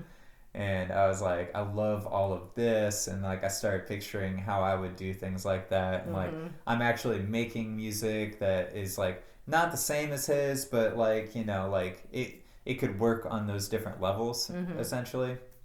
And so now I'm thinking of different scenes that would fit different music, and I'm like, That's okay, fun. Yeah, and so I set up a meeting with a musician that did a soundtrack to a movie, a local movie, like a year ago or so. Okay. And that movie made it to Hulu, which is amazing. Nice. Swan Song, it was called. Okay, I feel like, Yeah. The director's brother is who I talked to. Oh, he nice. did the soundtrack to that. Oh, cool. Todd Stevens and Chris Stevens. Okay. And he did a great job on all that. And I had him. We played a show together a long time ago where he was doing a bunch of electronic sound boxes and stuff like that, and so we've been wanting to collaborate anyway, and I'm like, like why are we collaborating? Like what is the project, you know? And so and then it all was like, okay, like I feel like I could do this myself, but I feel like he has more experience in that direction generally. Yeah, it's good to have a little help where you can. Yeah, for sure. And then so like the whole day before, I like wrote a big part of the script, about my lines mostly. Well, I got my lines figured out. Good luck to the rest of you. Everyone else doesn't really matter. Improv, it's gonna be okay. Everyone else is just gonna be nebulous parts of the soundtrack. I always wanted to do a movie that was just like, all of my dreams, just the weird stuff that I dream, like literally no plot, just complete pure chaos and randomness, like nice. Everything is. And I always thought like that would be interesting. And then there's a girl I found on TikTok, which everything comes back to TikTok, and I'm sorry guys. I'm in that world a lot too, yeah. I know. Well, I mean, TikTok has made me realize like we don't really have that unique of human experiences. Like we are all out here living the same life. Yeah. I've come to realize that. I know. As I love unique it for as that. we think our lives are, I'm like, nope, actually, I've never had a unique experience ever. We've all been doing the same thing, apparently. But hers are just like a fever dream. Like every single one. It's just like, I'm like, no, this is what, I'm like, yes, you're doing it. This is the thing I wanted. But mine would definitely be more like, I want these floating fish. Like, I have so many dreams about fish swimming in the air, and I wish I would know. I don't even know why. Yeah. Like, I don't know why. This is one of the heaviest recurring dream themes that I have, is just fish swimming through the air. Interesting. That and trailer parks. Okay. I don't know why. I don't know why those two things. I would associate the medium and the surroundings. Being like, I mean, the phrase "fish out of water" obviously comes to mind, right. It doesn't. And the whole like the old analogy of the old fish being like, "Hey, how's the water?" And the young fish is like, "What's water?" Right? I know. Well, initially I was like concerned for the fish. I'm like, dude, you do not breathe air. Like, you need to get back in they your do tank. Breathe air. You know, yeah, I mean, I know, but you don't breathe this air. Like, you need to go back to your home. And I'm like, they're chilling. I'm like, okay. That's interesting. But trailer parks too. I've been having like very trailer park dream heavy, like for in the a last fun way 6 or months. like in a worrisome like just in anxiety a setting way? kind of way. Okay, yeah. Just in a setting. I'm like, well, I don't understand what the other night I'm at a music festival and I brought a dryer with me. Don't know why. Yeah. I brought a dryer with me to the music festival. This is all in the dream. In the dream, yeah. Okay. And I'm like, all right, you guys, it's been fun. I gotta go. I start wheeling my dryer back to my car, which I now cannot find because it's big dark. It has to be on wheels? It was easily pushed, though, across all terrains. I'm just like, pushing my dryer back to my car. Not a hair dryer, like like washing a closed machine. dryer, okay. like a big dryer. Yeah. Don't know why. But I can't find my car anymore because it's dark now. And then, like, some friends are escorting me. And then the parking lot's a trailer park. And I'm like, okay, but it's all, like, lit up. And every trailer is a very vibrant color. Each one's got a theme. They're all kind of vintage looking. And I'm like, well, this is kind of neat. Yeah. But then I could tell, like, all of the inhabitants were very unsavory characters. And I'm like, oh, okay, sketchy. And then this guy, like, accosts me. And I'm just like... what the heck, And I just, like, pull the sunglasses off his face and snap them in half. He's like, I have 9 other pairs. And so, so I just keep pulling the sunglasses off of his face and, like, snapping them. And I'm like, I get done to get through the sunglasses, and I'm like, you're very attractive. It's such a shame you had to come at me crazy. We could have really been something. Oh, no. He looked like Bruce Lee. I don't know. End scene. We're done. That was it. I woke up. And like, I don't know what the hell that was, but... It reminds me of a movie I saw the other day of, it's called Heavy Metal Parking Lot.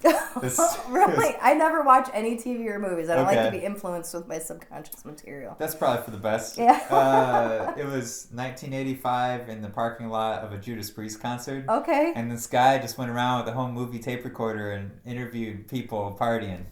Oh, that's fun. Yeah. I don't know, man. But I'm like, what is that trying to tell me? Like, what am I working on? Through something like that. Like, what are we working through here? I don't get it. Yeah, it's outside the realm of rational thought, obviously. I'm like, oh, okay, there's so much happening there, but... Yeah, the fish and the smugness.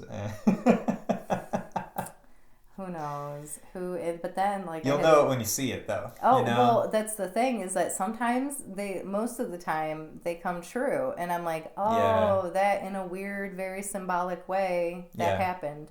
I had a dream, when the fish dreams first started. Maybe that's the reason, right? Is to know when you get there in real life, right? Yeah. There's like these checkpoint. marks. Yeah. Like it's like, we've reached it. Okay, realization, got it. You know. Well, I remember the very first time I realized I was like kind of having these premonition dreams. It was when the fish kind of started. Dreaming about aquariums and stuff like that. And I'm like, okay. And then I'm going to a birthday party and there's a cupcake Happy Meal. It was like, in my dream, this made sense. It was like a cupcake with a toy and a drink all in a cup, and you're like, cupcake Happy Meal. New invention. And then I went to a birthday party later that week, and there was a cupcake in a container. I was like, dude, that is the cupcake Happy Meal right there. I'm like, that is nuts. that was when I was like, oh man, okay, something's happening here. Cause why cupcake Happy Meal? What it isn't exactly obvious. Right, but I really wish we could like get more useful things happening. Yeah, like cupcake Happy Meal was a nice touch. Not gonna argue with that, but it would spoil the mystery of it. Though. I know. That's the thing. It's all just like a big question mark box sitting right there. It's like okay, I like that it's there, and that's the point, I guess. Well, I've had dreams that like become more true over time. It's never like, it wasn't like a certain leading up to this one point. Like I had a dream that I was like, I used to be the resident manager of the apartment place that I live in, and I was moving to one across the way, and there was this guy, and he was like a biker, but I don't know, he was dropping change everywhere. It was very heavily symbolic. Yeah. And then I was like, oh, I kind of see what you're doing here. And then 5 months later, I'm like, another layer of it. And then a year later, I'm like, and another one. I'm like, that's Dang. weird how it unfolded like over a year in time. Like different elements of the dream were like, wow. Here Yeah, it wasn't just like, it wasn't just today. It was like a year in advance, and like at certain points it unfolded more and more, and I was like, that's cool. It was. It's wild. Yeah. Dreaming has got me. I'm so fascinated by like dreaming and. Yeah, and sometimes I had a dream back in October, and it was like after this whole week of just like nonstop, just I don't know, like I was making it through a thing. You know? And like, and it was like the first morning that I woke up after, and I wasn't emotionally compromised anymore, so to say, after being an entire week of it. And then like the dream was like symbolic of that. Mm-hmm. And then so I was like, and I felt that the night before, like, you know, right before I went to bed too. I was with my friend in Chicago, and like I was like, oh wow, this is the end of this thing, mm-hmm. you know.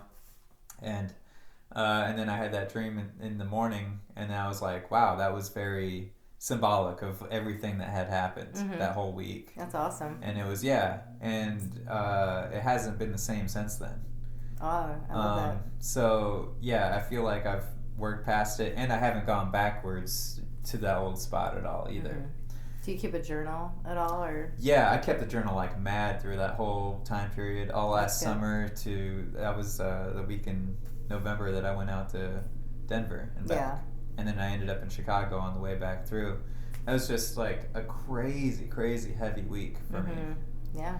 Like, I was keeping myself distracted. I did 15 interviews in 7 days.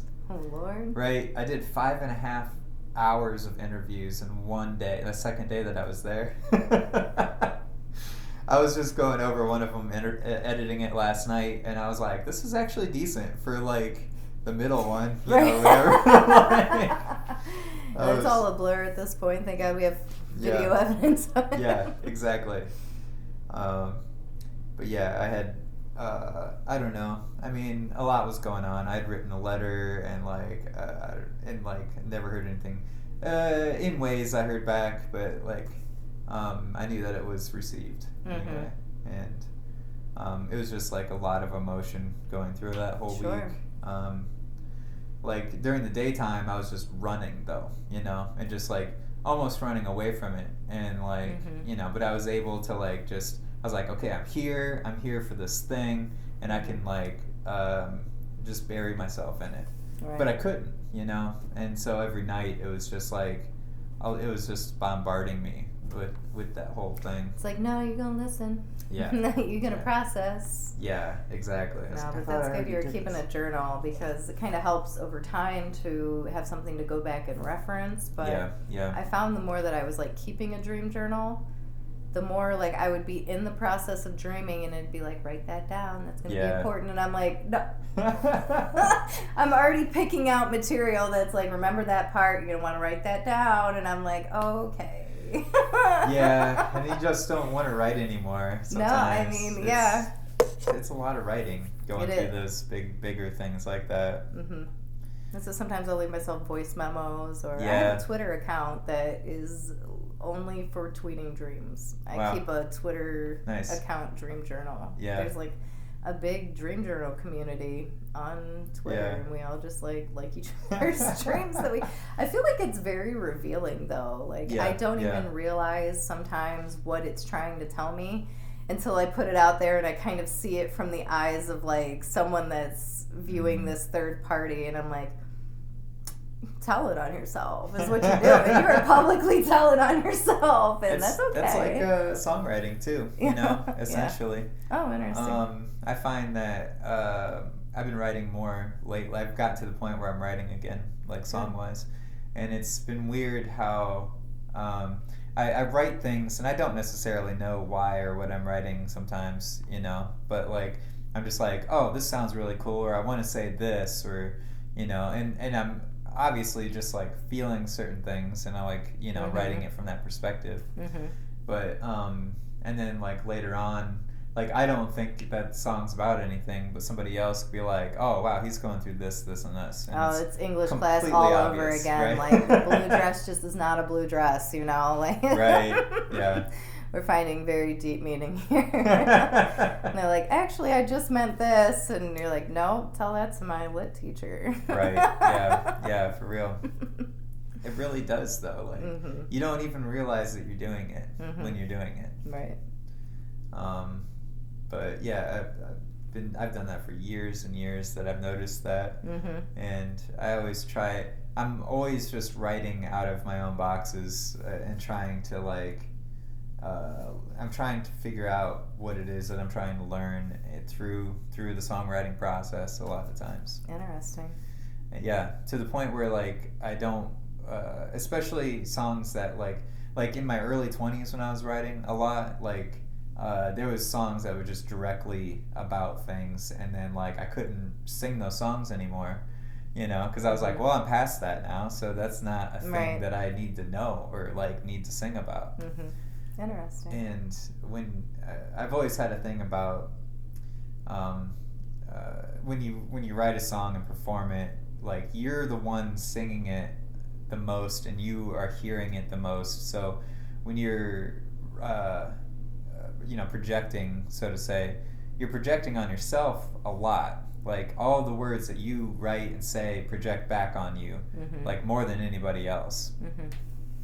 And so, like, how do you like teach yourself a lesson essentially, and just like you're just instilling this in yourself, like you're telling yourself, like say this is about patience, so you're saying the word patience, you know, and about whatever situation it is, and you know, or whatever the virtue or the value it is that you're trying to find and teach yourself at the time, because that's completely relatable to everybody too, right? You know.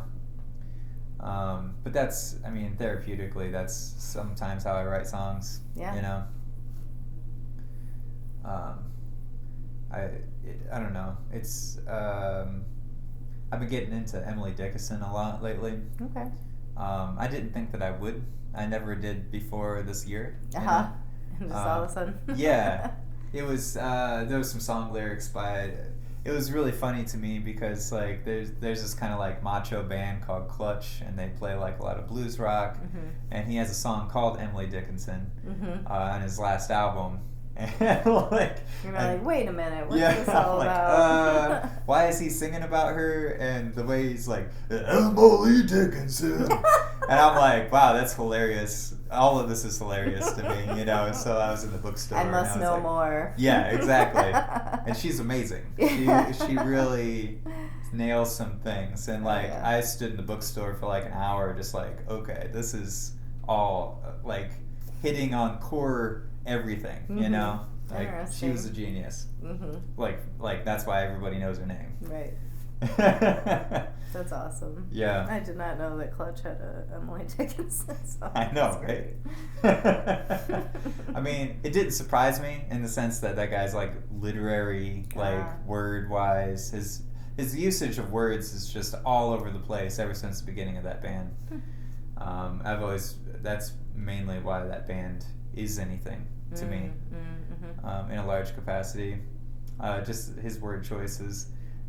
He'll say stuff like, on like his second album, he's like, against my better judgment, I went walking out that door. I smiled at 1, 2, 3 person, and I nodded 2, 3 more. A man asked me for $1. I asked him what it's for. He said, I have seen them. I said, okay, it's yours. And I'm like, right. This is a scene. This is like, he is painting a picture of just like amazingness right now. And I don't even know what it is, but I love it, you know? Yeah. That's awesome. Yeah. Whew. That was It's been a podcast right now. Yeah. I really like this crystal. Thanks. This is some selenite. Okay. Yeah. I don't know if I ever seen anything up close like this, but it looks like a hologram when you're like, you know. I don't know.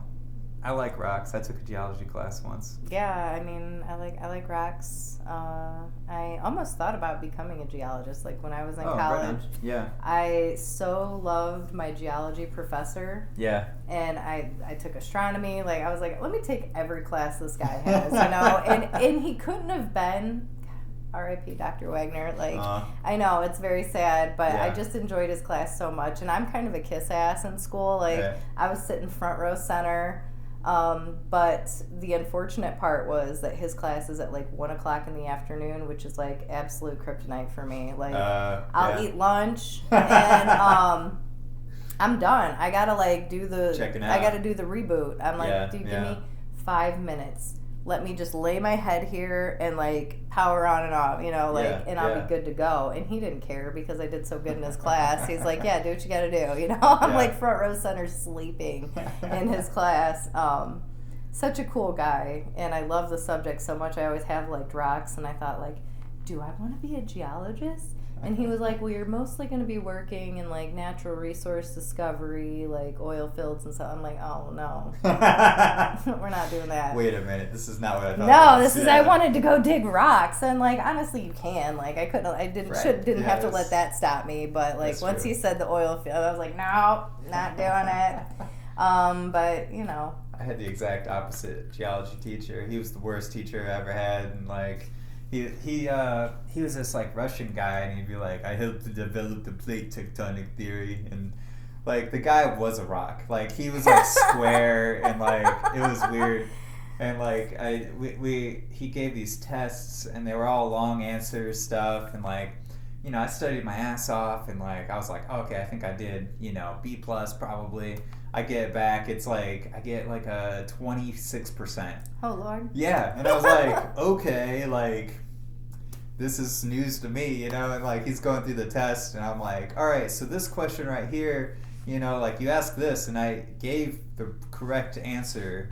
He's just like, oh, but that's not what I was looking for. And I was like, all right, well, I'm going to go to the department head and ask him about it. How about that? He's like, well, I can give you 15% more. I was like, great, man. Cool. Well, I mean, I don't know if any geology professor is really, like, the most flamboyant person that you can ever know.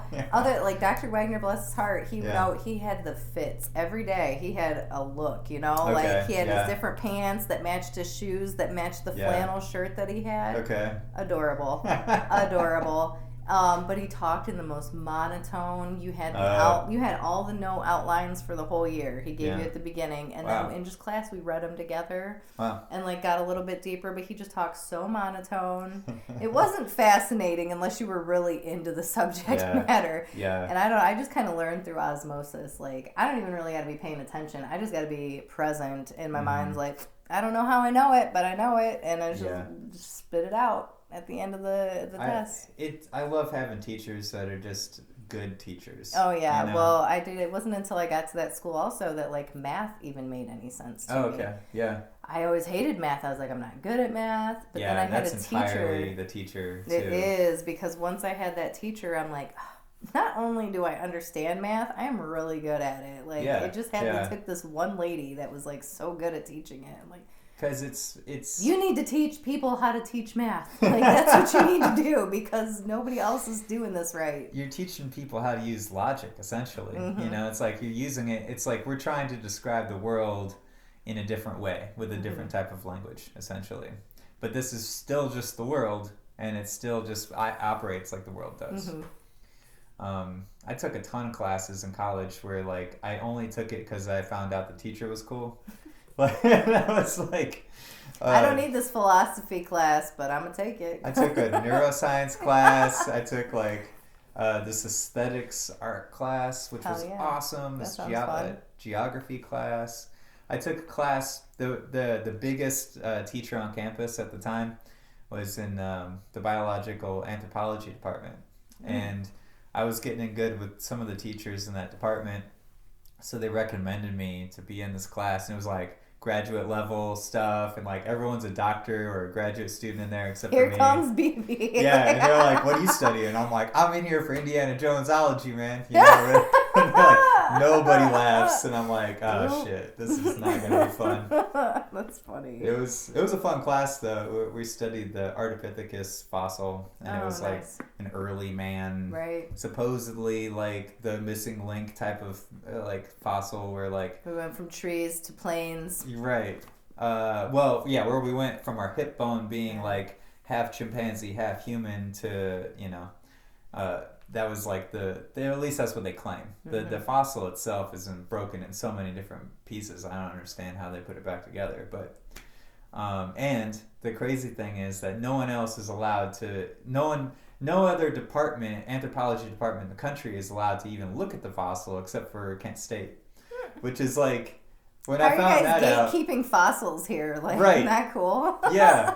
And because, like, I had to study the hell out of it to get a C in that class. But, like, I was, like, studying all these articles from science magazines. And they're like, the professor over here is writing this article, like, why can't we study the fossil? And then, so, once I realized that, I just, like, realized that maybe they thought that I was like a plant from another university or something. Hilarious, yeah. So I just played it like that afterwards. I was just like, I am in espionage right now. Like, so. Secret Agent Gramps. Right. It was fun.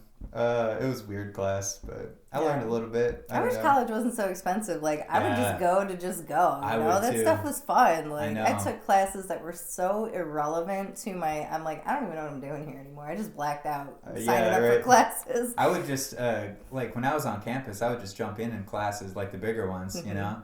It's hard They'll never know. It was hard to jump in the smaller classes because I got into an Arabic writing class once with my buddy, and I was like, yeah, I'll go to that class with you. Cool. You know, it was like the second day of the class, and I was like, hey, I just transferred.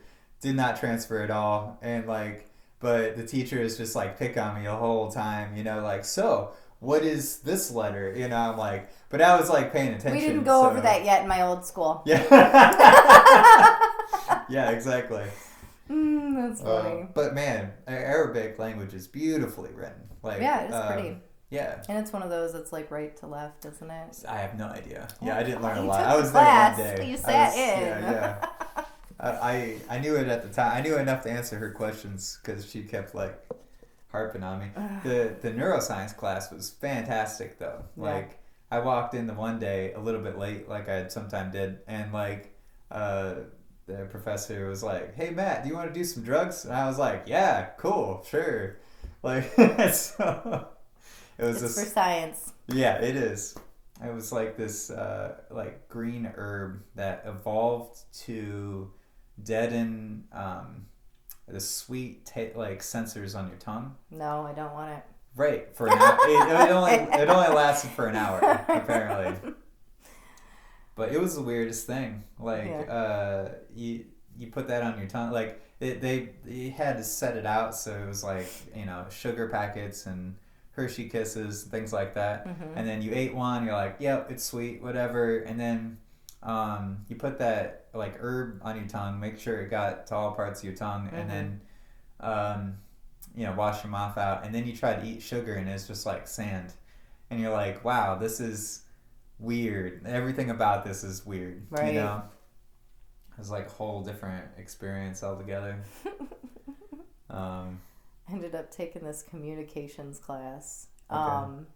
I think you needed it. That was a required one. I was like, okay, I'll take it. Yeah. And what's funny is considering what I do now is like communication heavy, but at the time it was more about like public speaking, which not good at. You know, like which you're doing it right now. Yeah. Oh, this is one thing. I told you I was nervous before. Well, that kind of ties into the past life stuff too. Like a lot of people with public speaking kind of phobias. Mm-hmm. Sometimes when you regress them have had like public execution scenarios. So which I definitely have some history with that. But in class, it was no problem for me to just like, I've always been kind of annoying that way. Like very loud, we're laughing, we're joking around, like it's whatever. That's cool. But put me up at the front of the class I would black out. I was only supposed to give like a 3-minute speech about a thing. I don't know how it made it to 12 minutes, but I was out of my body at that time in front of this group of like 15 people that I had no problem with joking interpersonally, like at any, but for some reason the shift of like standing up at the front of the class, I'm like, By the end of it, though, I was able to give a really impassioned speech about Willy Wonka and the Chocolate Factory, and it was like, your best work yet. And I'm like, thank you. Little nonsense, I love that movie, little nonsense now and then is relished by the wisest of men. We love it. Yeah, no, they're like, pick a movie. I'm like, oh my God. No problem. I was always really shy kid. It was, like when I moved, I changed schools my 7th grade year, and then I was like the new kid for like 4 years. It never stops. Yeah. Like, I've been here for 4 years, my guys. Exactly. Until about junior, senior year, I started to kind of assimilate it a little bit, yeah. Which was nice, because then I was actually, able to talk more, but I was still like the quiet kid though at that point. It wasn't until like I went to college and like I knew I wanted to be in music and perform at some point or whatever, and so I just kind of made myself go talk to strangers around campus, and I would just hang out in the library all the time, read like Carl Jung, read like these like big like 99 philosophers and what they all thought, and then go talk to people and be like, hey, do you know about this guy? He said this idea about the world. What do you think about that? Like, because I didn't know what to talk to about people. I didn't know how to approach people. Like, I'll read these philosophy books and translate that into real life. Yeah. I love the guy. Have you seen again, short form video has just demolished my brain because it's Instagram Reels, TikToks, but there's a guy that like interviews school kids. Okay. And there's one kid, the Komodo dragon one. I'm sure some of you will know about it, but the Komodo dragon kid, he's just the most adorable thing, and I like live for this child. Like, nice. I'll have to send you one the next time I come across it, because I just live for it. But I don't know why that made me think of it, but just you like going out and like talking to people about like, what do you think of this? And what's your favorite animal? I don't know how to communicate to people. What's your favorite animal? The Komodo dragon. I don't know what to do with my hands right now. For real. It was for real. Yeah. But yeah, I did get better at it over time. It's definitely a learned skill that you can get better at.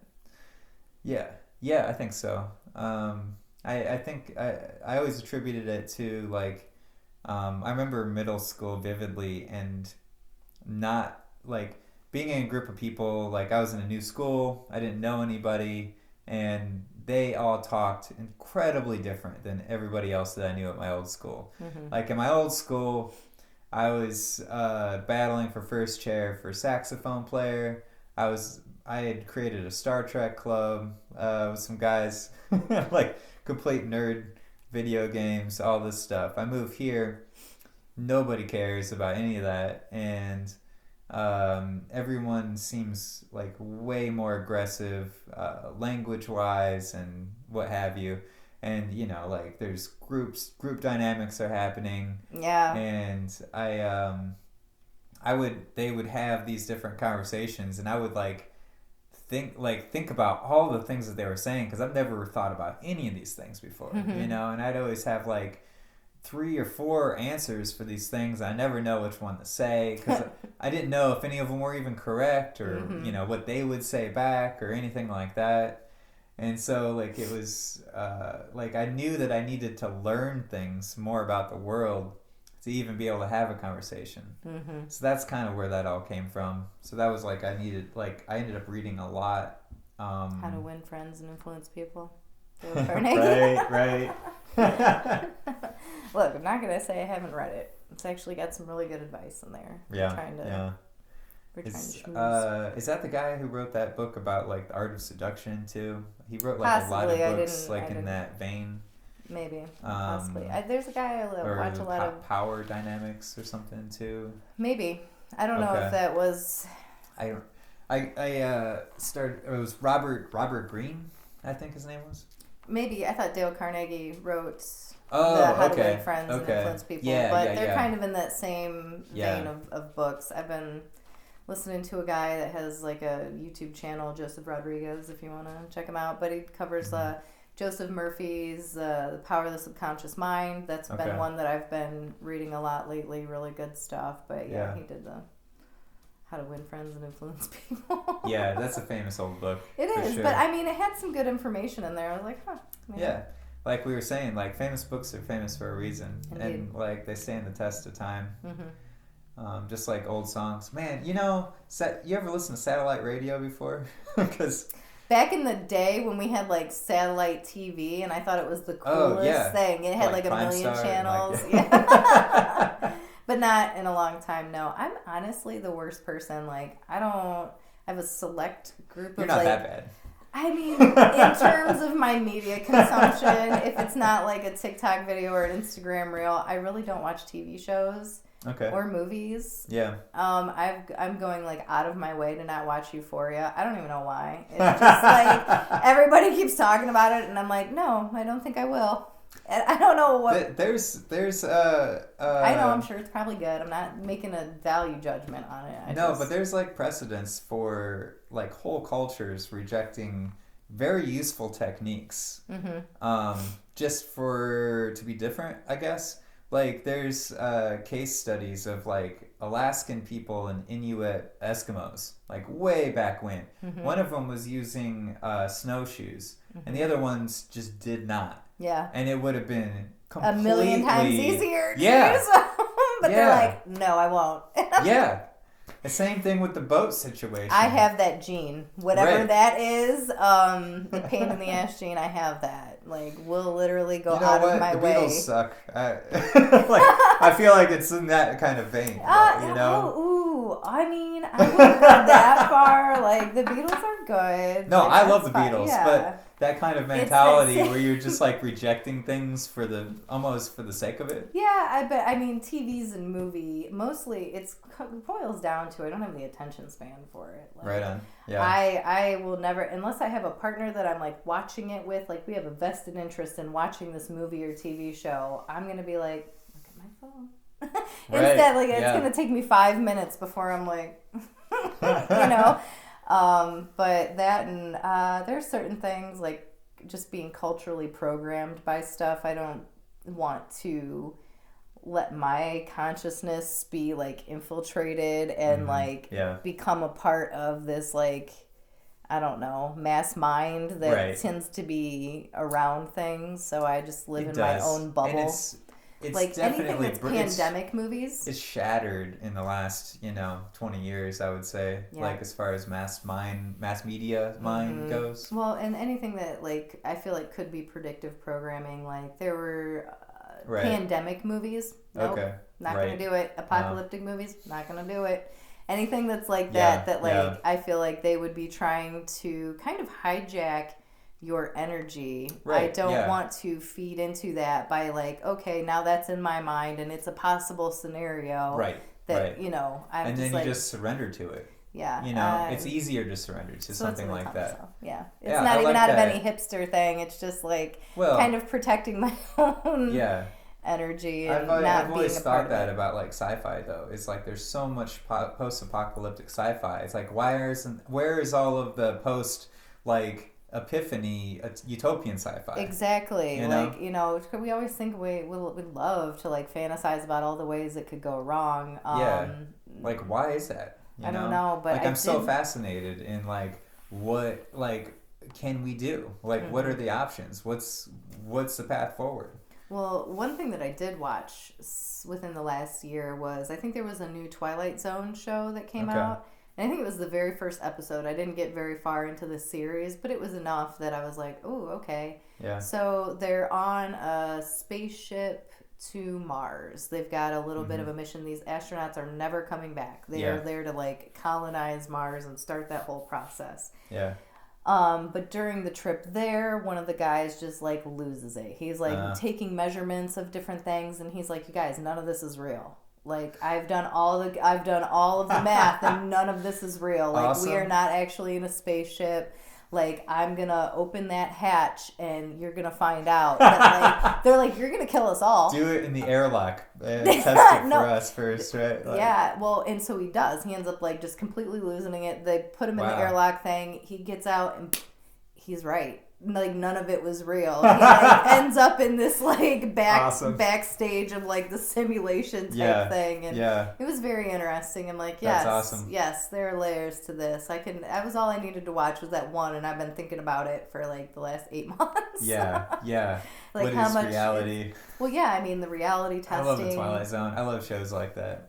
You know, reality testing with, like, lucid dreaming and stuff too. Like, I'm always thinking about stuff like that. Like, am I actually?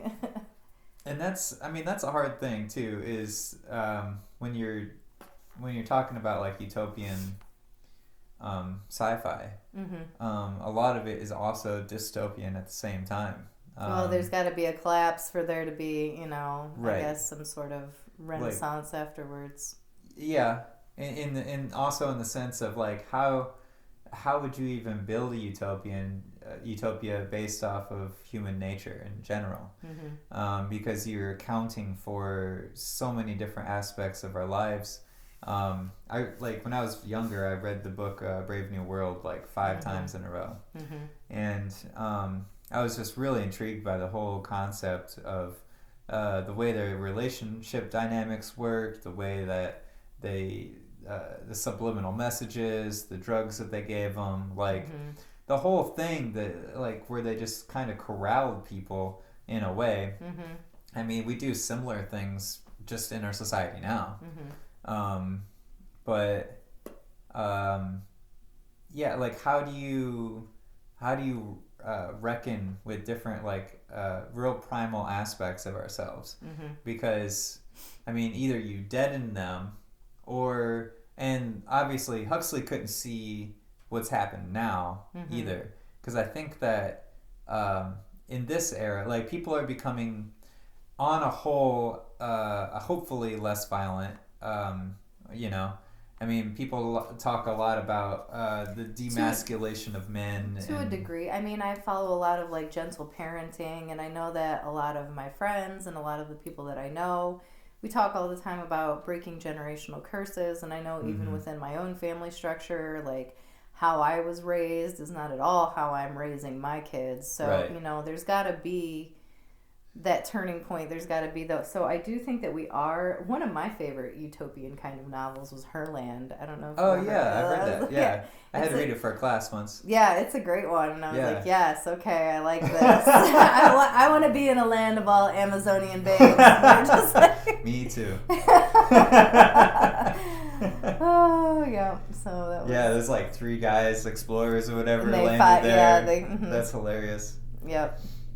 Yeah, I like that book. Yeah, it was a good one. I haven't read it in a very, very long time, but it just kind of popped into my head when we were talking, like, thinking about positive, like, utopian societies. So I was like, Herland was kind of like that, you know? Yeah. Until the men came. Spontaneously gave birth or something like that. Yeah, and I mean, there's mythologies behind that about, you know, women being able to... Well, I mean, it reproduce happens in nature, like asexual reproduction kind of ideas. With, like, frogs in Jurassic Park had that heavy theme going on, and we replaced the dinosaur DNA with frog DNA. Life finds a way. Why are you so good at that voice? It's like I was there. I relived it. Yeah, maybe I've seen it a couple times. Yeah, maybe a couple. It's fine. I took a dinosaur class once in college too. Based entirely off of my love of Jurassic Park. Yeah, exactly. I walked in the class and he's like, "Dinosaurs?" I'm like, "Dinosaurs. We're here. This is real." Oh man. I was always late to that class though, because I was, like, in the piano lab, like, jamming, and, like, I was like, "Oh shit, it's time!" And I, like, run across campus. See, whatever you have, I'm, like, on the opposite end of that spectrum. Like, I'm obnoxiously 10 minutes early everywhere. I get anxiety. I've mapped out the route. I got you right on time. I don't know if you noticed that. I did notice that because I'm a timekeeper. Like, I will look at the parking situation before I go somewhere because I gotta know. My anxiety won't be like, dude, if we're doing a parking garage, somebody else better drive. Like, I don't know. One time I was very pregnant, And I'm driving this like huge Explorer. I don't know. It was like a big SUV. I don't normally drive like a large vehicle. Yeah. But I happened to go like the wrong way in a parking garage where CSU, like their university parking, and I had to back down the spiral in this huge vehicle, and I was like, there were cars behind me. Oh no. And I just like, I think that's where like my parking garage anxiety, I'm like, never again, I'm not doing it. Parking garages can be rough. No, that's for sure. Really, I felt like I was just trapped in this like loop. I'm like, where is the go down? I don't There's no exit sign. There is no exit. I don't know what I'm doing here. Somebody hold me. So no, I mean, I have the anti-late thing. I'm like obnoxiously early. Somebody throws a party, I'm like on time. They're like, we didn't expect anyone to show up right at 5. I'm like, well, that's what the invitation said. I'll be the first to leave though, just so you know. Don't tell people. Don't tell people 5 if you didn't mean 5, because I will be there at 5. Like, this is when the party started. Yup. We were I was in that orchestra pit practicing, and they're like, we were scheduled till like noon or noon 30 or something like that, so I was like, okay, I can be here by 2 or 3 or something, you know. Mm-hmm. And then they're like, okay, we only got halfway through the play, so we're gonna keep on going if everyone's cool with that. I'm like, not cool. But they bought us lunch and stuff, so that was rad. Well, I had to reschedule anyway because oh right, we were supposed to do it tomorrow. Yeah, but you know, I tried fasting. Oh, yeah. I had never done that before, and I was originally just doing like a 24-hour. Like, we're just going to try 24 hours and see how that goes. And it was going really well. So I'm like, well, what if we do 36 hours? And at 36 hours, it was going really well. And I'm like, well, what if we do 48? Yeah. And I just kept going. And I'm like, it seems to keep, I'm doing good. Yeah. But then you hit day 3, and that's when you really switch into ketosis and your body. But I got like ill. You know what I'm saying? Man. Like, it was like hitting me hard. Was that recently? Yeah, it was that. It was a couple weeks ago. Okay. Because I had a session that day, and I was like, told her, I'm like, look, I have to break. Like, I was just like, I'm not feeling well. We're gonna have to reschedule. So I ended up having to reschedule her, and I broke the fast. And if I could have trooped it out that day, it would have been fine. You know, we're gonna do a round 2. Nice. I think in the spring when it's warmer and I can get easier. outside. But it went really well. I was shook that I made it like nearly 70 hours. That's awesome. Like, no big deal. The I used to fast once a year all through my 20s, and the longest I ever went was 7 days, and it was mainly like tea and juice kind of fast. But man, it was a couple times where I came off fast the wrong way, you know, because I ended up at a Pearl Jam concert, and I was like, oh, well, you know, 1 beer is not going to hurt. Oh my God. And that was completely the wrong answer to that situation. I couldn't even imagine. Yeah. No, I plotted my exit route pretty well. I had like watermelon and bone broth, and because I was scared of like... This was back 2006. Yeah, I had never fasted before, but it was always something that like kept being brought back into my awareness, and I'm like, I'll get to it. And there was a book, Way of the Peaceful Warrior, that I've read a few times back then. Oh, okay. That like every time that like I would get to the part in the book where he would teach him about fasting, I would just like do it, you know, like I would just start fasting because like I felt like I was like part of the book at that point too, and like you're in the training while he's like being taught it. You're like listening to Socrates, the character, tell you these things, and you're like, I believe everything that you're saying. This is all so no, it was a great experience. Like, I really wish I could have got to that point where you get kind of that fasting euphoria. That's what I was going for. Like, if I had to have a motivation for fasting, it was like wanting to get to that clarity and the fasting euphoria, which I was just I was just about there. You got to make it this spring. I'm gonna go for it again. You feel amazing, and it honestly was not as difficult as I thought it was going to be. I wrote a lot of I had some post-it notes in my kitchen kind of around like fasting, water, black tea, and coffee only, you know, and I just had like these signs. Ooh, coffee too? 1 cup in the morning, just black. Gotcha. You know, just but even kinda that, take care of the caffeine. Yeah, because I was like, here's what we're not gonna do. Right. Yeah. Here's what we're not gonna do. But even that, I don't like black coffee, so I found black tea was actually more tolerable. Yeah.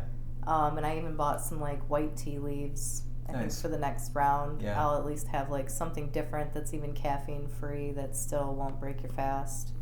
Yeah. But yeah, I found the meditation was a lot better.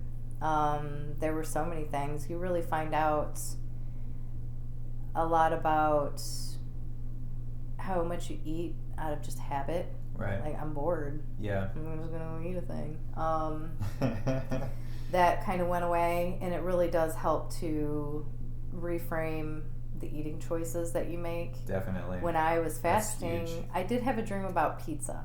Okay. I love pizza. Who doesn't? Yeah, it's amazing. But when I was awake, the only thing I could think about was, like, if I was thinking of fixating on food at all, was like, I was like, I just want to eat a lettuce. I want a watermelon. Like, watermelon was heavy in my mind. So I was like, which is great. It makes, I feel like it. Because usually I'm like a chocoholic. Like, I want chocolate. And I was like, no, I would rather have a natural. So that part, it was all good. It was a very positive experience. And I can't wait to give it another go. One thing I noticed at one time was that my friend had picked up a burrito from like Taco Bell. And he's like, "You're really not going to eat anything?" Anyway, I was like, I could smell the actual butter that was in the burrito, and that freaked me out because, like, I was unaware. Have such a heightened awareness of everything, but especially like your smell, the way you can perceive, like literally, you can break down the stuff that's in a thing just by smelling it, and it's very wild. Like. Yeah, it is, and I think, humans were kind of like. We do it naturally because I think we've done it for 10,000 years where we didn't have like the ability to have a meal at our disposal at any given time. We didn't have refrigeration until like 200 years ago tops, and like for the last 500,000 years we've been like, it's like, okay, I don't know where our next meal's coming from sometimes, and that's just the way we operate in a larger sense. And so the other side of that, when it swings the other way, when we have that ability, we kind of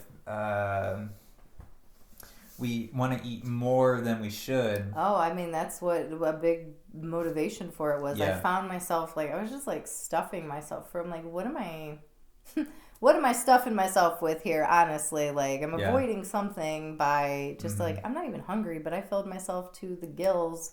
And now I regret it, and I hate myself. And I just felt so full of bullshit. Yeah. I'm like, I'm so full of my own bullshit, like, I gotta take a break. And the fast was, like, a really wonderful, loved it. Can't wait to do it again. Yeah. In a warmer climate. I like the reframing of choices of food, too. Because I bought an Arrow Garden. Okay, nice. I was like, man, I can't wait to set that thing up and have all my little stuff going on there. Yeah, it really, it gave you better choices. Cheese is kind of I'm in a toxic relationship with cheese. And so even that, I was like, okay, it made me feel different about that too. Yeah, if I forgot to buy cheese at the grocery store the one time a month ago or so, and like, I was like, oh, but I don't have cheese. I'm like, okay, well, I guess I just don't have it. I just don't have it right now. I just don't. I've got at my home right now probably like 5 different types of cheese in different forms, and I'm like, I buy about 3 at a time, but I go through them. Yeah, I don't know. I love cheese. I make a lot of rice and beans and try to eat.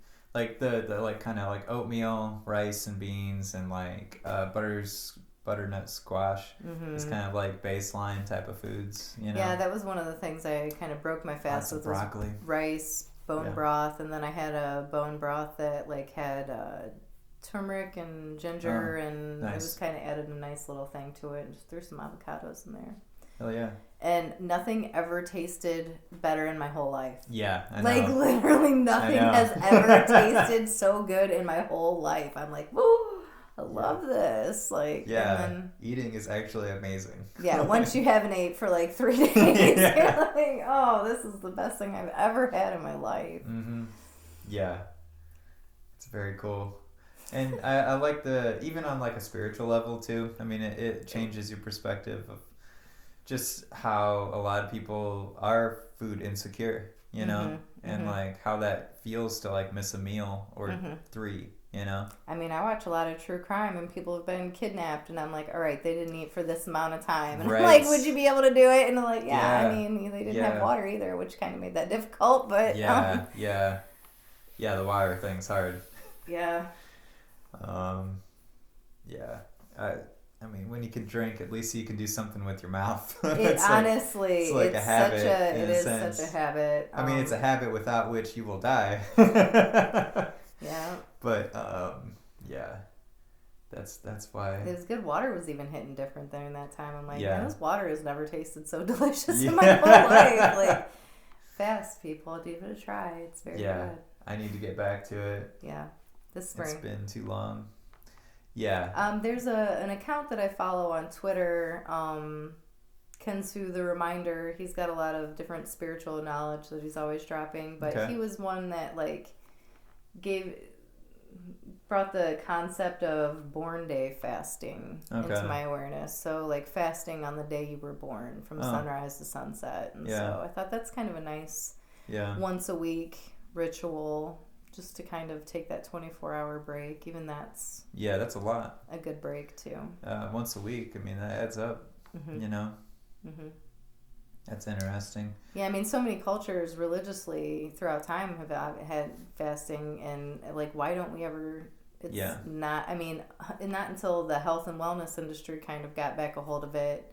Fasting and intermittent fasting are a thing, but I think the spiritual capitalized it. I know, but the spiritual component of it is it's so still real. Important. Yeah, it should be at the forefront. I mean, I'm not here to tell you how to live your life, but for me, that fasting euphoria, that clarity of mind, that connection to spirit, like spending so much time meditating. It's partially like that ritual that like connects us back to ourselves again. That primordial human aspect of.